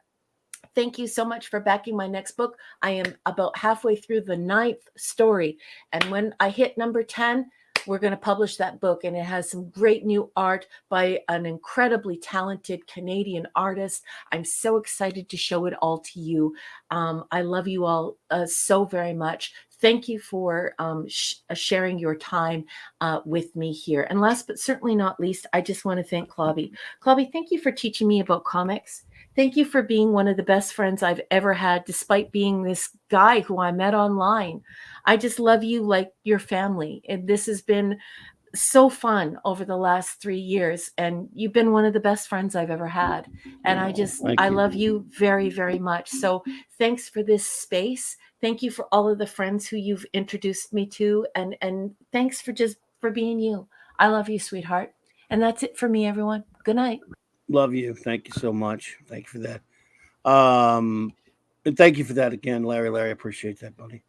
Where are we at? Mark? Oh, thank you, Raquel. Sure. Thank you for all those kind words, and really appreciate being able to hang out with you guys live and everyone else in the chat every Thursday night. It's a super amount of fun, and I think we had too much fun tonight. We probably a penalty for that, but probably 15-yard penalty. Sorry to sports ball, but true. We got a super sticker from Wes Cagle. Oh, Wes Cagle, thank you. Appreciate that. Yes, indeed. I thought so much. Oh, Jamalama, he said, I saw that Reacher season 2 is the first 3 episodes have dropped. What? I thought it wasn't out until Friday. No, the first 3 episodes dropped tonight. I watched part of the first one, but I had to turn it off because I had to come do the show. But was it good? Yeah. Larry says if he could draw, he would make science fiction tales into comics. Larry, I love you, Larry. Indeedishness. I'm so excited. Raquel, for don't watch Reacher. the fall. Don't watch the Fall of the House of Usher. I would never do that. That's dumb. Because I got blamed for the other series. You don't want to. You don't. Sandman. You don't want to That's like putting. It's like putting poo on Edgar Allan Poe. You don't put poo on Edgar Allan Poe. Put your poo down. Walk away. Otherwise, you're gonna get bricked. But but thank you, everyone. And yeah, looking forward to the great holiday season and doing some watch parties, hopefully. And we will have Sunday Night Geekery. I don't know. Next Sunday, I might not. I think that's Christmas Eve, so I don't know if I'll be around. It is. Yeah. But maybe we'll just do a watch party if I don't get home too late. Because Christmas Eve in an Italian family, that's the big night. It's Christmas Eve. We do all the cooking and 7 fishes, so there will be a lot of foodery. Sunday night foodery after that. But yeah, looking forward to the holiday. And if you do want to get a if you do want to get a Doomsday Machine ornament for your tree, a cornucopia of death, here's the link. But thanks everyone, and everyone have a great holiday, and also everyone who's celebrating Hanukkah. I believe it's the 6th night. Well, now it's the 7th night of Hanukkah, depending on when we're watching this. So happy Hanukkah to all our beautiful. Anyone listening who celebrates shalom. Celebrates that holiday. Yep. So shalom. Yep. Shalom. And also, Mark didn't tell you, so I'm going to tell you, his Doomsday Machine comes in 2 sizes. So you can get the little mini, and it has a little hook on it, and he designed it so that you can either put it in a stand and make it seem as though it's swallowing the Enterprise. But my suggestion is you could also put it on your Star Trek Christmas tree. And then he also has a big one, because everyone should have a big Doomsday Machine, a killer cornucopia. So get over there and support Mark, because he's a cool maker. Oh, and before I forget, thank you, Raquel. I'm going to be on Retro Nerd Girl at 1 p.m. Eastern talking Christmas music and holiday music. Great. I'm a big Christmas music fan. Yeah, we love Retro Nerd Girl. She's great. Yes, I'll be on there tomorrow. So yeah, I'm multifaceted, not just a nerd. I actually listen to music and read books and stuff too. So so that'll be fun, because that's a kind of a hobby too, is Christmas, the ornaments and music. So first time being on Retro Nerd Girls channel, so that'll be fun. Yep, looking forward to that. Max is cracking us up over here. Oh well, everyone, thank you so much for being here with us tonight. Let's see. Please join us. Well, tomorrow night I will be. Well, Mark will be tomorrow in the daytime. Mark will be with Retro Nerd Girl at 1 o'clock. You said 1:30. Yep, 1 o'clock Eastern. Yep. 1 o'clock Eastern. Let's see. Oops, wrong. Tomorrow I'll be with J-Man and the Gang, 7 Eastern. J-Man and Sean on J-Man's channel reviewing more Jack Kirby's Fourth World reviews. And tomorrow night on the Friday Night Comic Shop Gang, Nicholas Weiser, the great 32 Flavors of Nick Weiser's channel, 8:30 p.m. Central Standard Time. And of course, Saturday night, we're going to have Saturday Night Star Trek. Same Trek time, same Clubby channel. 9 p.m. Central and indeed, 4 more scintillating episodes of Star Trek Voyager. Thrill, as the dad from that 70s show says, you're a bunch of dumbasses. So, and then, of course, the Geekery with Mark Sunday night. Maybe even the Eatery, who knows? And then Legion of Superheroes with J-Man and Sean on Monday night, 6 p.m. Central. So let's shout out to everybody. Number one, did you want to hang for the shout outs, or do you need to run? It's a school night, so I got to chat now if it's okay with everyone. It's okay. I think you already went to watch Reacher. I think I heard it in the background there. If only that were the reason. No, I would stay here till 4 o'clock in the morning if I could with you folks, because I love you guys so much. You guys are such a great group of people. What an honor and a pleasure. I can't say it enough. Good night, everyone. Thank you so much. Take care. Take care, Raquel. Love you, number one. We'll just say some shout outs and we'll get out of here. Eric K. the Bronze Wrencher, Chris Persia, D. Bud Martin. Again, Chris Persia, thank you for all you do, buddy, and D. Bud Wrench of Iron. Lord and Lady Thoth, J-Man, Maddie's Daddy, Stephen Callell, always good to see you, buddy. Vanty Outsidery, Hungry Boy, Max Redstone, killing it tonight. Good to see you, buddy. Thank you for being here. Let's see. Tonight, I want to also thank you all for being here with me tonight. Anyone who's lurking or watching on a download or a rerun, thank you so much. I cannot express how much I appreciate it. Larry, thank you for being here, buddy, and all you've done, man. Larry, I should say. Appreciate you, buddy. Could not be reached for further comment. Thank you. DJ Ronnie G, Jamalama, let's see, West Kegel, the Tetrarch of the Apathies.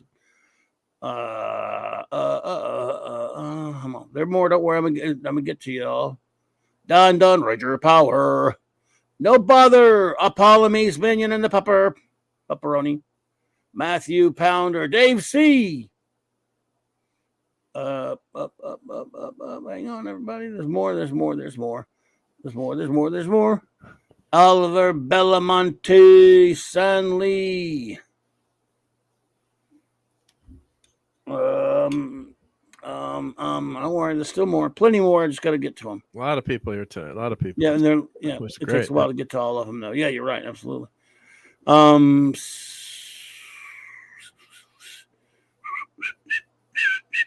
need vamping music, I guess. Empress and M.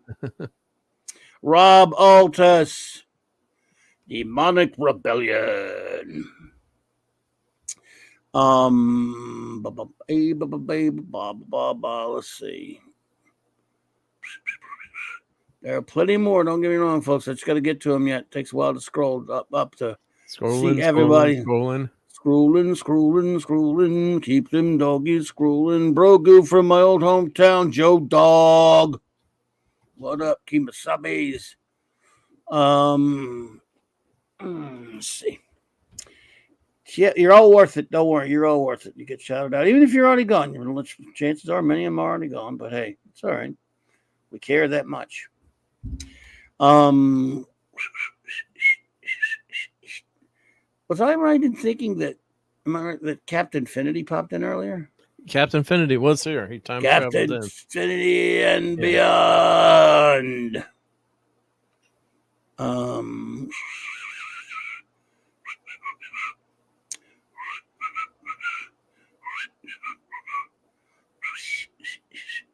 We're getting there, folks.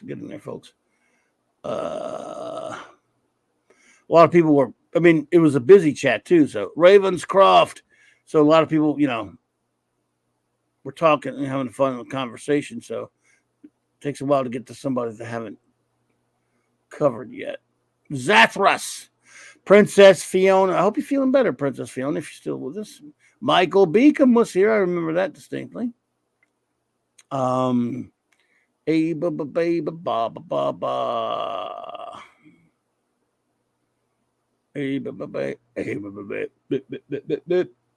Stuart Mitchell.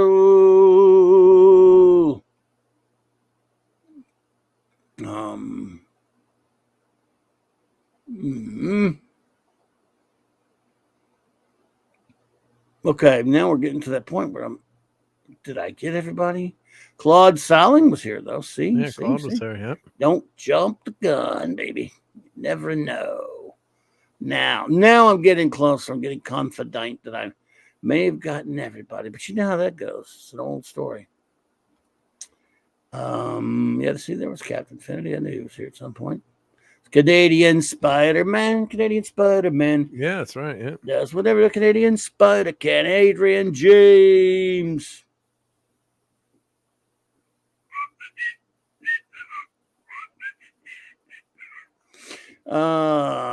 Putin's cat was up in you. Let's see. Oh no, I've already got that one. Well, looks like okay. Now I'm gonna go. I'm Alark Harrison. Hello there. Welcome. Shout out. Okay, so now Dave Rayborn, my cousin was here. Now I'm going to go way, way out on a limb and say I got them all. I'm confident that I have gotten all of them. What say you? No, there's always one. There has to be one. Yep. There has to be one. Like Doc Fortune, for example. What's up, Doc? Yeah, there we go. Good call. Good call. And Miss Martin Musis was here. Stopped in. That's right. There's another one. Yeah. Isn't that nice? Yes. We don't get any ladies stopping by, so it's always nice when it happens. Now though, DJ Play Nice was here, and Jamie Harbent was here. Wow. Now though, look, Brian Hepburn, other than Brian Hepburn and Keely Chow, who rolls the tide, of course. FKH C 2005. So now that was everybody. So yeah, got them all shouted out. Jonah Hex pops in at the last second as always. I got you this time, Jonah. I got you. So thank you all, everyone, for being here with us tonight. And of course, thanks to my wonderful first officer, Raquel, and love her. And thanks to the greatest chief engineer of them all. Thank you for being here, Mark, with us. Thank you. Appreciate you, dude. Good night, everybody, and have a wonderful tomorrow.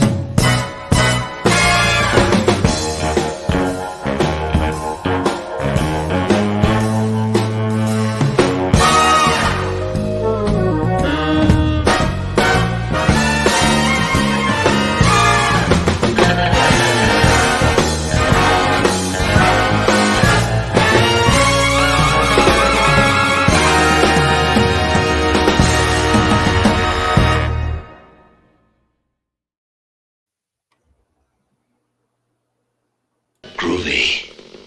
I just love clobbering time.